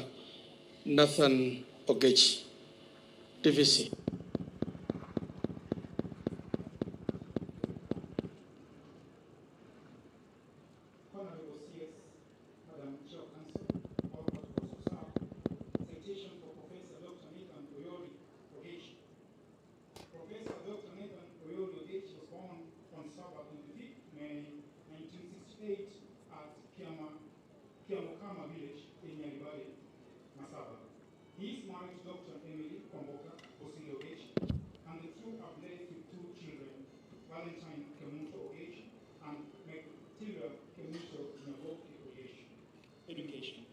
At the age of 6, Professor Ogechi was enrolled at Mobamba Primary School in January 1978. 7 years later, he sat the Certificate of Primary Education, CPE, in 1980, and he joined Gesusu Secondary School in January 1981. 4 years later, he wrote the ordinary level Kenya Certificate of Secondary Examination, KCE, in 1984.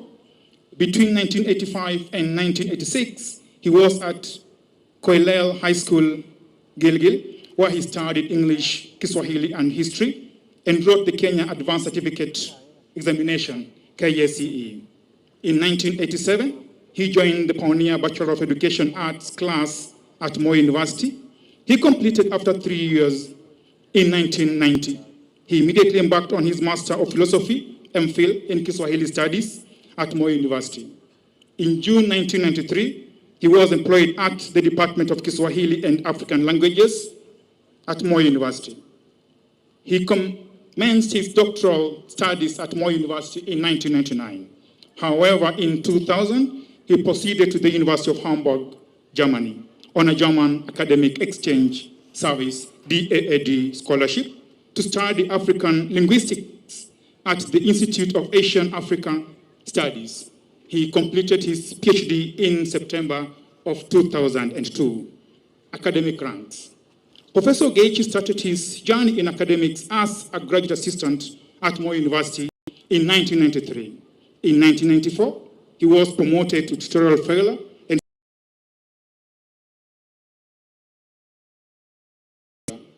He rose to the position of senior lecturer in 2003.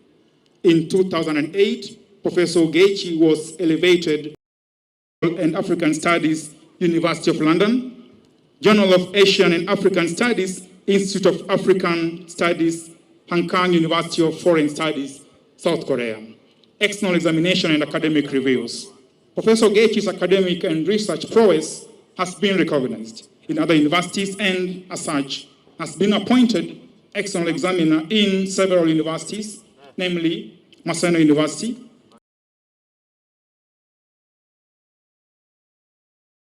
Science and Technology, Makerere University in Uganda, University of Dar es Salaam in Tanzania, University of Addis Ababa in Ethiopia, and Ohio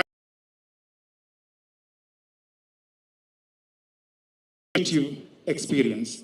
Professor Ogechi has held governance and university management positions for over 20 years, and for 6 years. Dean of the School of Arts and Social Sciences, acting Deputy Vice Chancellor, Academic Affairs, Research and Extension across the globe. His professional experience has been governance in Nairobi in 2011, the management of higher education institutes at the Galilee International Center for Advanced Studies of African Society, where he has served. Additionally, he has also consulted for the African Union as an English Kiswahili translation consultant. Walk him to the podium for the installation.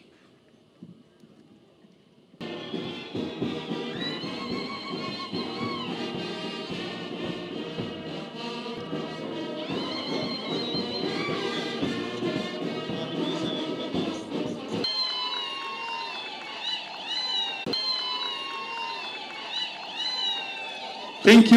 All protocol observed.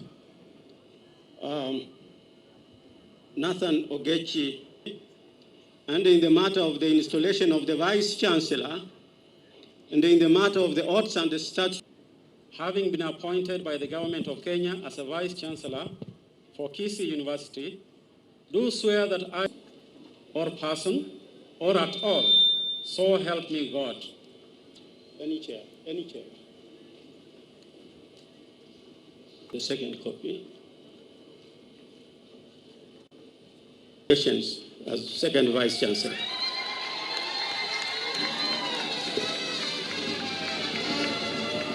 At Kisii University Statutes, by the Kisii University Statutes, followed by the Kisii University seal, followed by the Kisii University logo, and lastly, the academic programs.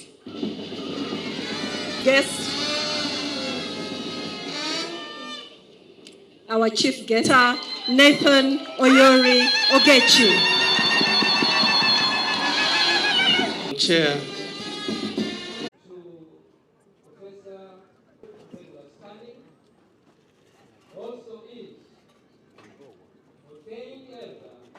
Of Romans, verse number 1. I will start with green pastures. He leads me beside. He restores my soul. He leads me in the paths of righteousness.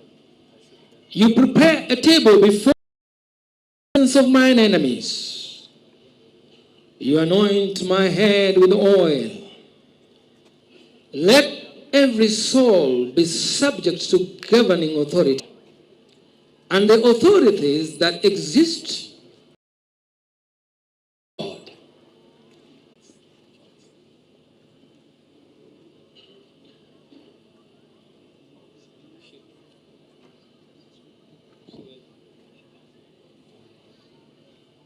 We will invite Dr. Emily Ogechi, the wife of the Vice Chancellor, to come, and also with their daughter, please to come in front also. The other family members from the larger Ogechi, you can be upstanding where you are. We recognize the presence of Dr. Ogechi's mother. Please, you could be standing wherever you are, all those family members. He is your manservant. He is your manservant, whom you have cared for, whom you have educated, to get him to this noble work so that he can discharge. Dr. Ezekiel Machogu, our chair of council, 15 minutes. I therefore, our chair of council, 15 minutes. I therefore start off by inviting. Our Miogo, are the Miogos here? Our Miogo, are the Miogos here? Rongo University, representing my VC program.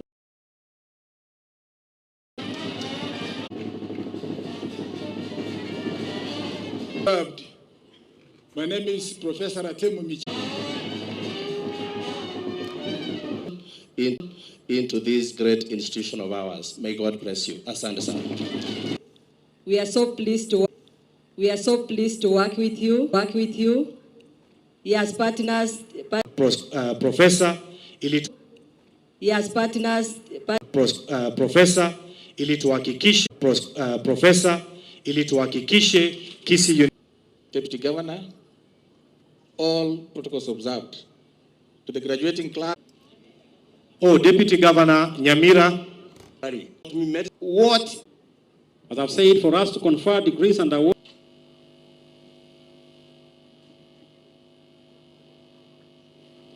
Who is the best? Partners, gentlemen. To be here today is much, gentlemen. To be here today is much more than a ceremony. One, because many of us did not know To duty, but has the potential to work smart in delivering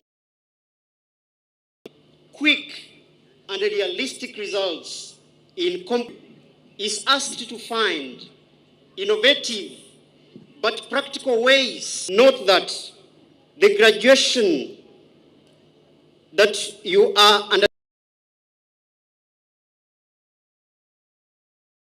journey which has come to an end and the beginning of another, which finally I implore all graduates, bless you all, and may God bless Kisii University. You have come here to celebrate with us. Tunashukuru sana kwa kuja.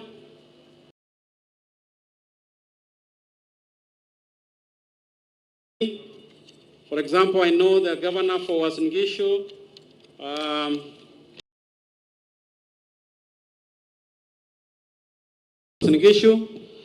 their colleagues and even students from Moi University who have come here, their colleagues from institutions around here, Kisii Teaching and Referral Hospital. We also have our colleagues. May I now take this opportunity to introduce to you somebody who is going to give us some inspiration. Our commencement speaker today is Professor Keith Brennan, the Vice Dean of Internationalization at the University of Manchester. Professor Keith was appointed as Vice Dean for Internationalization in the year 2022. Keith is also Professor of Developmental Signaling, based in support colleagues in the development of research and teaching links with international institutions. He also supports them to develop an international student recruitment strategy and the adaptation of degree programs for an international. His research focused on mammalian cells. In 2001, he returned to the university to establish his own laboratory. His research focuses on the role pathways play in the initiation of cancer, particularly the role of Notch signaling in breast cancer. Interested in how the signaling pathway controls cellular behaviors and therefore regulates normal mammary gland development and tumor initiation and progression. A round of applause for Professor Keith Brennan.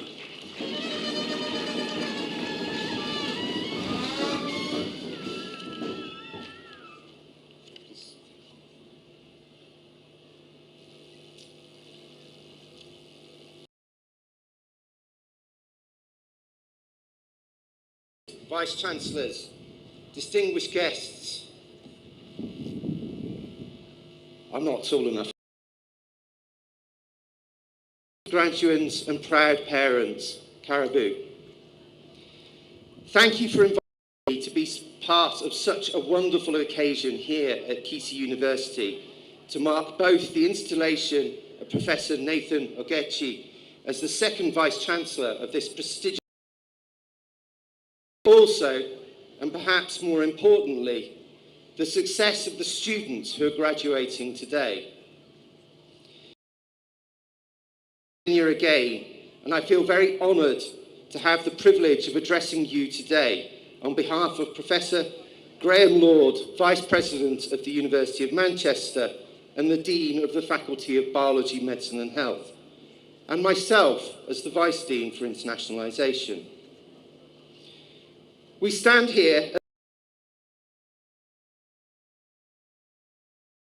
Kisii University as Madam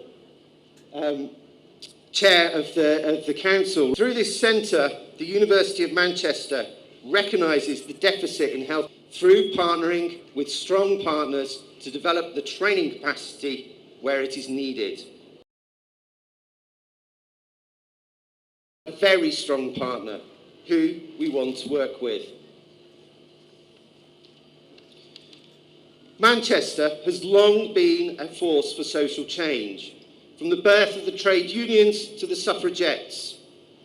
But maybe more importantly, Manchester was the site of the 5th Pan-African Congress in 1945, a pivotal moment where visionaries like President Jomo Kenyatta, with other Manchester, the Christie Hospital, and reaffirmed by His Excellency President Dr. William Ruto, the Kenya-UK Healthcare Alliance, trainees from Kenya and the UK to co-develop projects aimed at elevating health. Kenya-UK Healthcare Alliance have engaged with the Ministry of Health, Council of Governors, and I've just seen Simba walk in.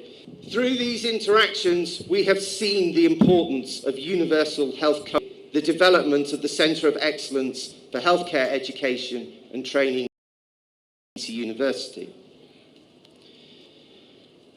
Given the late diagnosis of 7 such as squamous cell carcinoma of the esophagus, which is rarely seen in the UK, with a mortality of greater treatment, the initial focus for Manchester as part of the Kenya-UK Healthcare Alliance has been the development of comprehensive cancer services. This has seen links with cancer centres across the country, including the new centre here in Kisii, and, of course, the consistent standard of treatment across the country, from Kisii in the west to Garissa in the east. Most importantly, it will enable Kenyans to access treatment locally, maintaining family structures and economic activity. The Alliance is also working to improve engagement with current healthcare professionals, specialised oncology training, including the Developing Cancer Centre here in Kisii. Of cancers within East Africa cannot be understated. They are different to the cancer centres across Kenya. The question addressed by this Centre of Excellence will be the early detection and etiology of the initiation in August 2020 of a global health research group funded by the National Stand, the bottlenecks in clinical service, preventing early detection, to include them into the education of the next generation of healthcare workers, generate the new, resilient, flexible healthcare workforce who will be able to provide. This will be closely, and of course, the new Vice-Chancellor, Professor Nathan Ogechi, and I really see, as this university enters its second decade, needs. And I am glad students graduate from this centre.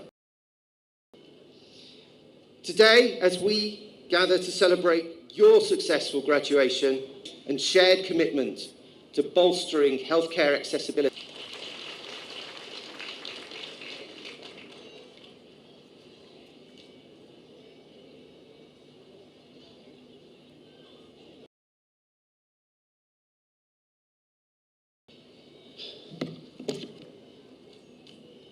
Thank you, Professor Keith. I'm most grateful, and shortly I'll be giving him an opportunity to talk to us.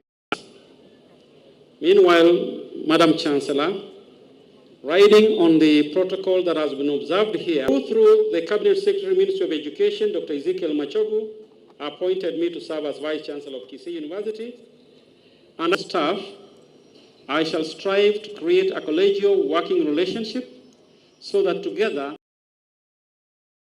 stakeholders' expectations. Madam Chancellor, second, I wish to thank my predecessors, the Professor John Akama, who had a record 13 years tour of duty for 3 months before I reported here on the 1st of September 2023. I want to say thank you most sincerely for your contribution in building Kisii University.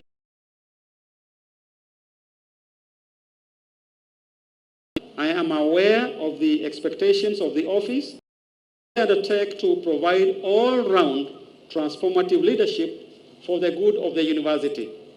This transformative, Madam Chancellor and the Cabinet Secretary, that at all times, decisions that we make will be for the good of the institution, some of which we have already made in the last 3 months. First, the university continued implementing our curriculum. Very highly dedicated lecturers who went out of their way to work, even them, especially when they went out on practicum assessment. We continued working very closely with the Commission for University Education and have identified our academic niche as health sciences that is enriched with other disciplines, and that's why even at our way. Third, we are aware that in 2029, cohort of the CBC graduates. Therefore, we have initiated a conversation on how to prepare ourselves for the CBET when the year 2029 comes.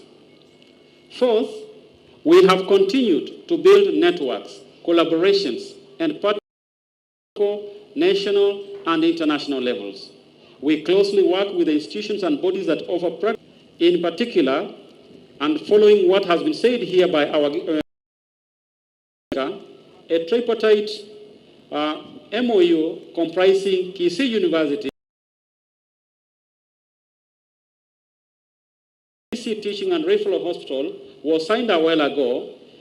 This agreement will see the university and the hospital acquire a state-of-the-art trained and experienced Keyboards Group cardiovascular consultants from Canada on a regular basis in training and performing cardiovascular procedures.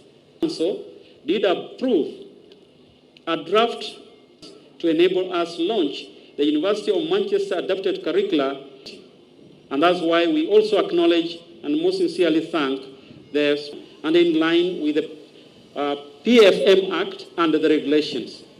This exercise will end on the 31st, and all staff are assured because we have no redundancies to declare. Seventh, settled well, and we are thankful for the support that we are receiving from the government. So, Madam Chancellor, today we are presenting to you 24-23 bachelors, 416 diplomas, and 77 certificate values, and we are certain that they possess the right attitude to life and work. You are the brand of Kisii University, and you should project a good be the end of your academic journey. Rather, this is the beginning of your Kisii University and other universities so that we can have a huge pool of highly educated to take care of this country and be. To the parents and guardians, we say thank you for trusting us. Thank you for supporting us in many ways, including your children's fees. Finally, and perhaps this should have been the first, say thank you to the government of the Republic of Kenya for giving and other ministries and stakeholders to operate in this university. I wish all of you a Merry Christmas and a Happy New Year and good.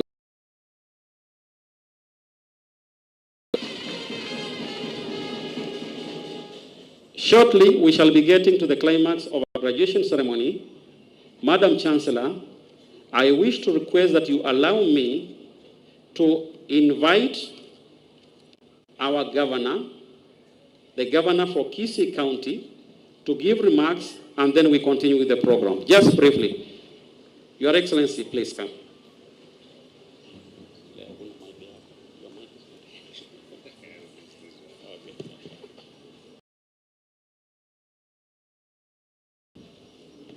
Thank you, Vice Chancellor.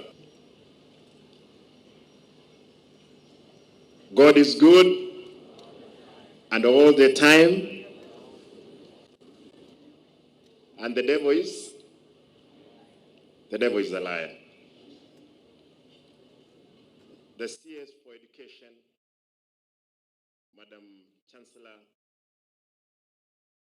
Professor Nathan Ogech, the University Council, members of Parliament present, members are happy to join with you here today on the 12th graduation ceremony for Kisii University, as well as the installation of Professor Nathan Ogech as the Vice Chancellor of the university.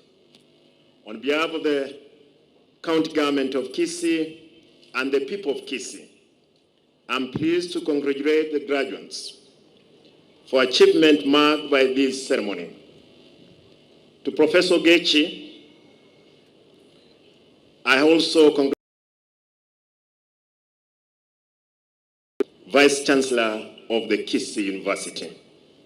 Professor Ogech, my administration is recognizing your outstanding leadership in academia and as one of the distinguished Kenyan scholars with an established track record.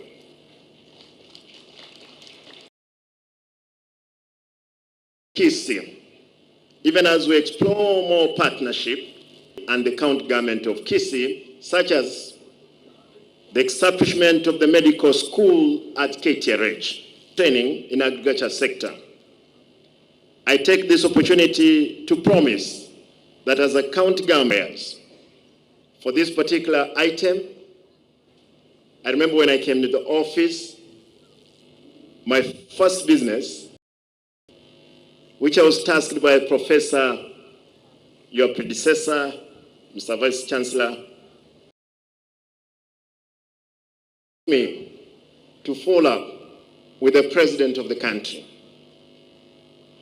Indeed, I did so, to join again with our leadership again in the county. That is in the UK Health Alliance. Waziri, I know you have traveled to UK following up on the relationship that we wanted to establish. I want to thank my brother Kate for the effort, yourself and Dr. John Guto. There is this partnership. We will also seek to uphold the good working relationship between my administration. I want to point out that for the graduates, Koti Moja, he is called Koti Moja, he is here. This is the governor of Shinigishu. Congratulations, my brother. Looking forward for you also to sit in when I'll be doing mine, probably next year. The partnership between the university and the county government was strengthened further when I appointed 3 university staff into my executive. I want to report here to join my cabinet. Those are the 3 lecturers that I think were among, and I'm going to make them 5 for us to be able to see the Kisii County again competes equally. With those few remarks, I congratulate all who put the skills you have acquired into practice to earn a living and create more network.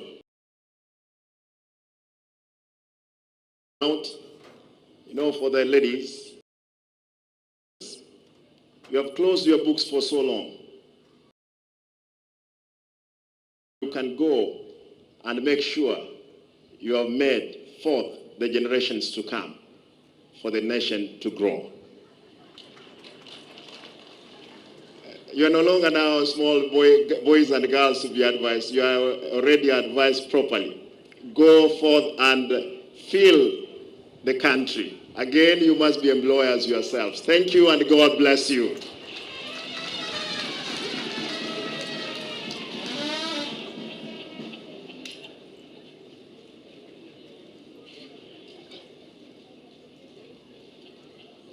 Madam Chancellor, it's now my pleasure to invite the Cabinet Secretary of Education, Honorable Dr. Ezekiel Machogu Mbaki, to address the congregation. And please join me in inviting the Cabinet Secretary to address us.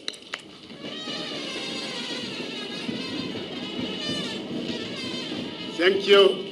Please be seated.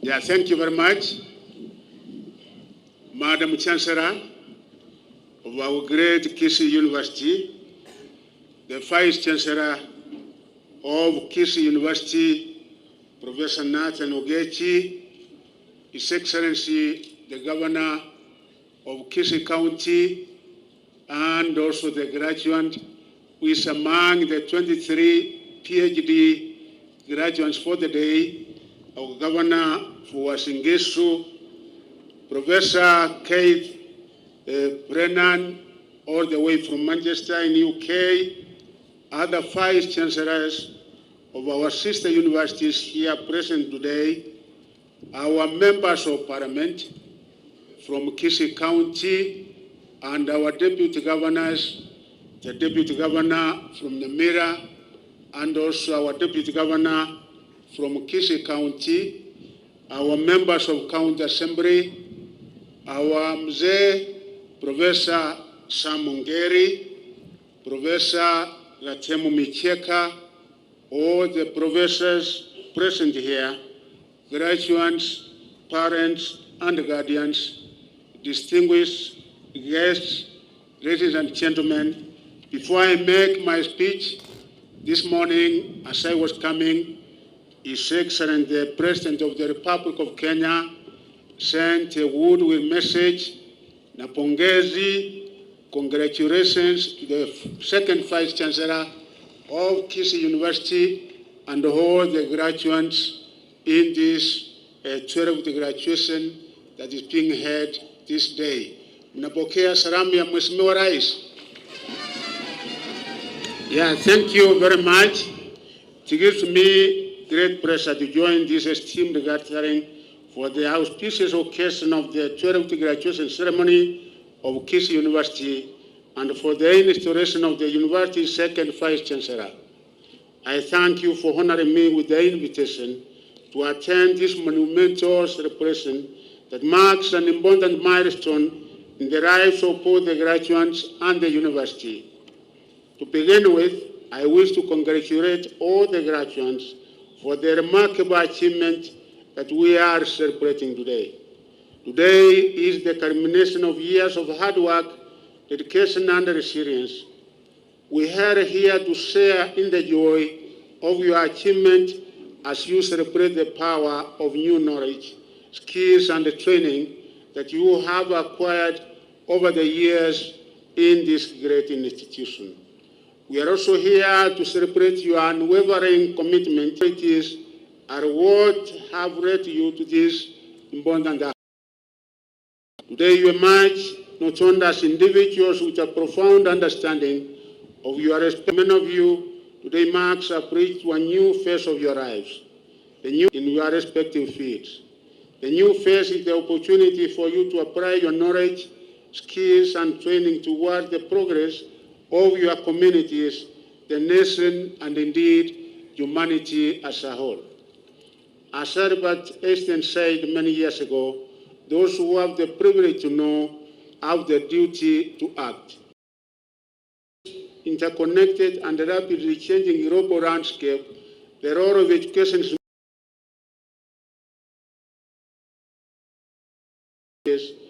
face today demand thoughtful and informed individuals who can navigate the complexities and embrace diversity and find creative solutions. Rapid technological advancements are reshaping industries. Climate change is testing the resilience of our planet, and the societal issues such as inequality and healthcare disparities require.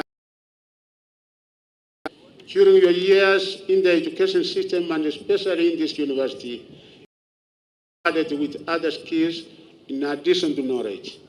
Your critical thinking abilities,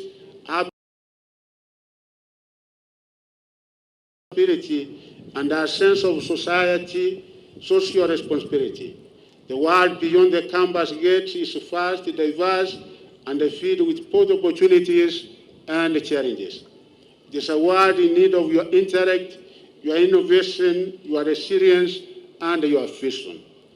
Therefore, challenge all of you, our esteemed graduates, to remain steadfast and committed as you have been in the new chapter of your lives. That is how you will shape the future of Kenya and indeed of the world. Madam Chancellor, the accomplishments of our graduates could not have been possible without the support of their parents, guardians, friends, and relatives. Your sacrifices, encouragement, and unwavering belief in their abilities have been instrumental in their success. Today we acknowledge and honor your contributions to the achievements we are here to celebrate. Have been the pillars of hope and support to the graduates. You have been instrumental in because this is also your achievement. At the next step in the world of work, I encourage you to continue being the pillars of support that you have always been. Challenges and opportunities in which your support and guidance will families. Madam Chancellor, the leadership of this university has also provided an enabling environment that has made the success of our graduates possible. I therefore wish to extend my deepest appreciation to the University Council and the management for fostering an environment of academic excellence. Your visionary leadership has paved the path for many young minds to flourish and achieve success. May I also thank the dedicated members of faculty and university staff who have tirelessly worked in nurturing the graduates. Your guidance, mentorship, and commitment have laid the foundation for their success. The impact of your effort extends far beyond this ceremony, as you have contributed to shaping the leaders and innovators of today and tomorrow, and therefore the future of our country. Madam Chancellor, this auspicious day is also the occasion for the inauguration of the university's second Vice Chancellor, Professor Nathan Ogechi.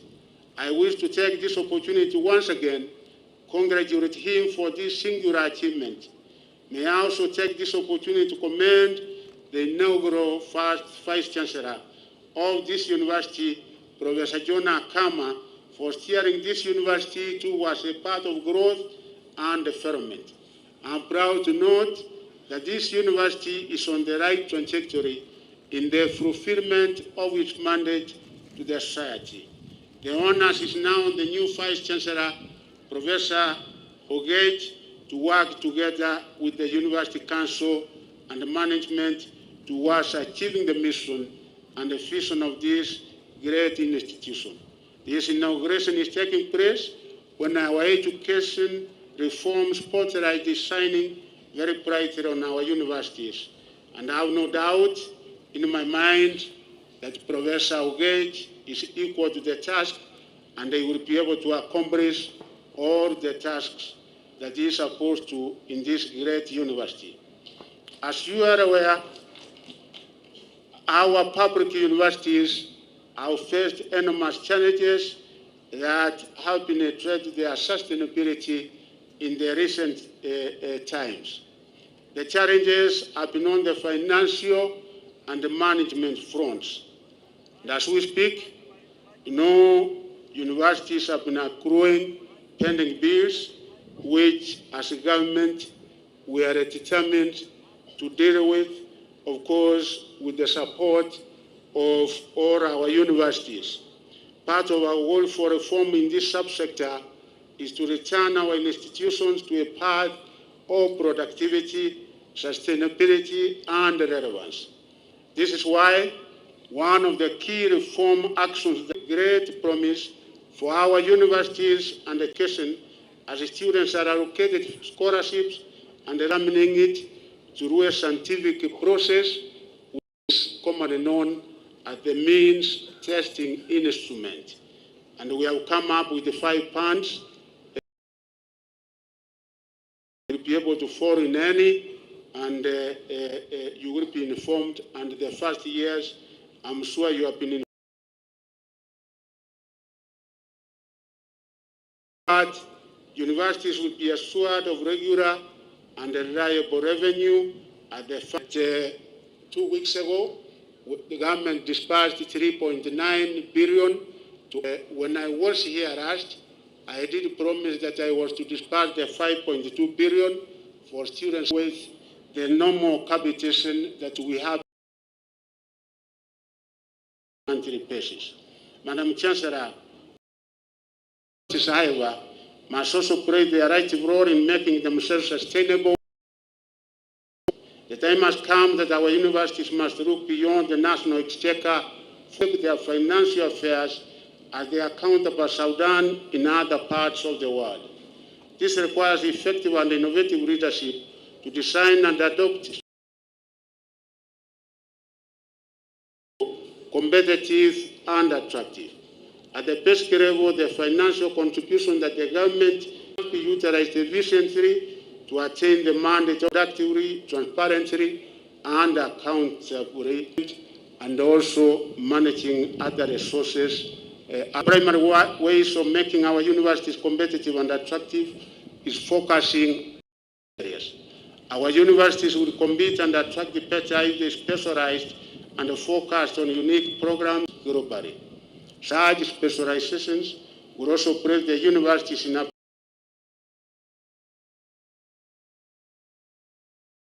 and for this I want to thank Kisii University because among your courses and the programs, I have to add that the building of niches must be informed by relevance and demand in the job market.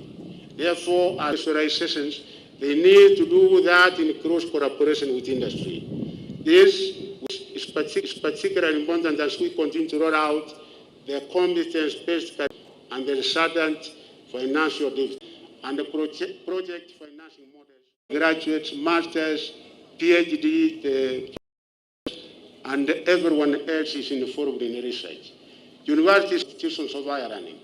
Indeed, I recently visited this institution in the company of the Principal Secretary, State Department for Housing, on our fact-finding mission for the second in the first supplementary.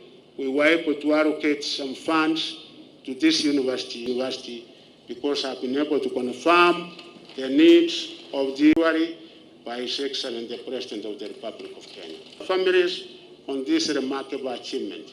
I wish PhD graduates, the 23 of you, because our target as our public universities, people who are teaching, the lecturers, PhD holders, we on the Kenyatta University, I think we also had almost 50. So I think some principals of Kisii University out there. In speech, I would like to make a comment on the Kenya, UK, the team from Manchester. When I was in the UK, including my friend, the professor who was here, in the near future, that particular program will be able to happen in this university. We'll also be able to ensure that that approval will be given so that we can at this university and other public universities in the country, we are able to support and take them to another level.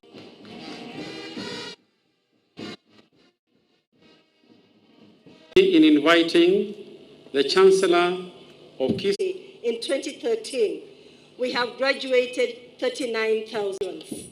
Really, congratulations. You have done yourselves at the time that you were expected to finish. And of course, you couldn't have done it alone.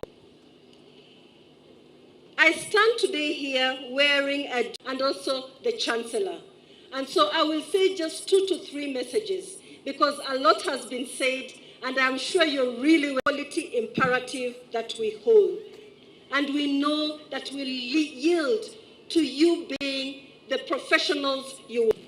We received an excellent rating for performance contract and we continue to improve the standing start their tertiary education. As our Vice Chancellor stated, we receive the quality and that they continue in the tradition of excellence. Lady who came and spoke here. Our excellence by students from our Department of Computing set of things track competition and were placed second overall. The Excellence University men's darts team that won the Federation of...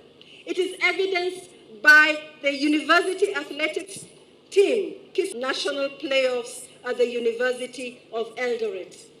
These are just few examples. And we thank all the individuals. We need the infrastructure. And we have certain projects that are being implemented. We want to be known as the University of Possibilities. The University of Possibilities. The university because we are your favorite. And we will earn that right. Minister, we want you to be our patron. And we will earn that right. Minister, we want you to be our patron, to lead us in this growth, because we stand on the and learn and relearn, as will be dictated forever. Congratulations. I wish you all.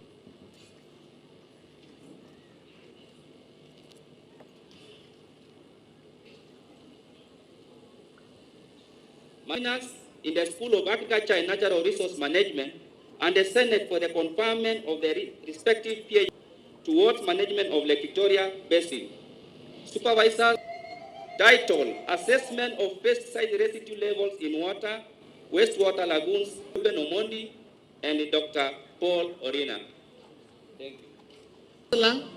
During the 2022-2023, to present to you, satisfy the Board of Examiners Sophie in Development Studies, Chepkurui, and title, Dr. George Aberi, Dr. Evans,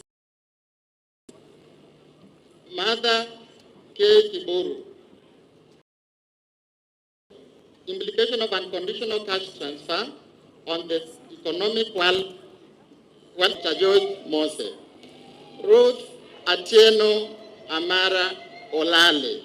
George Mose, Professor Richard Juma. Wele Wilkista Anyango.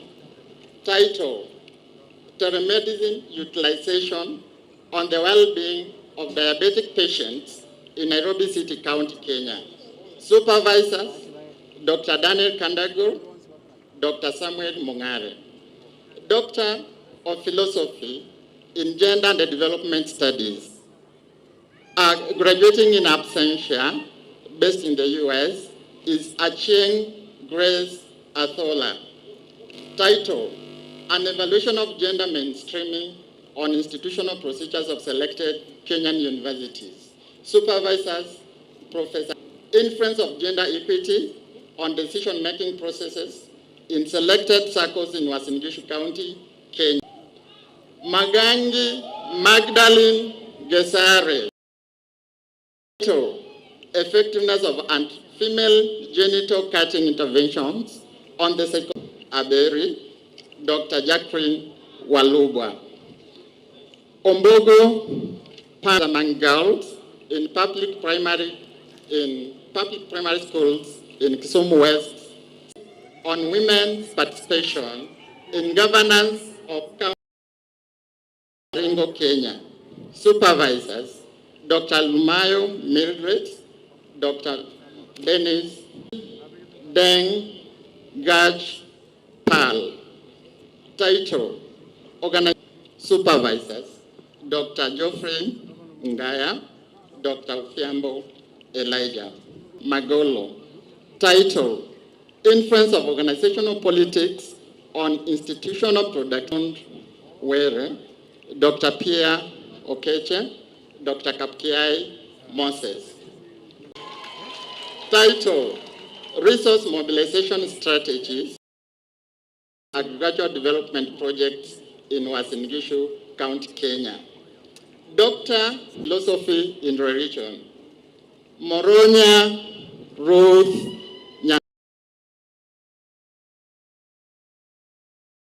Seventh-day Adventist SDH on church teachings on leverage practice. Okeyo Esbon James Okello. Title, Relationship Building Matrimony and Stability of Protestant, Dr. Richard, the late Richard Ayako.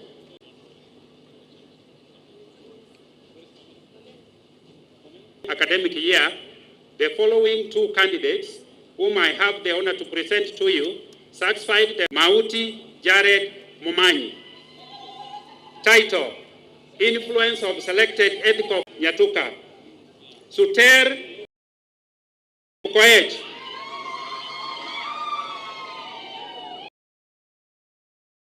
Of Performance Appraisal Development Tool and the Quality of Teaching, Justina Ndaita and Dr. George Areba.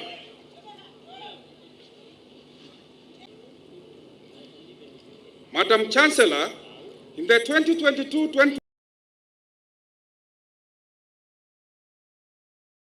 to present to you, satisfied the Board of Examiners in the School of Piwa and the Senate for the conferment of the respective doctorate degrees of Kisii University. Jared Omari. Title, Theoretical Characterization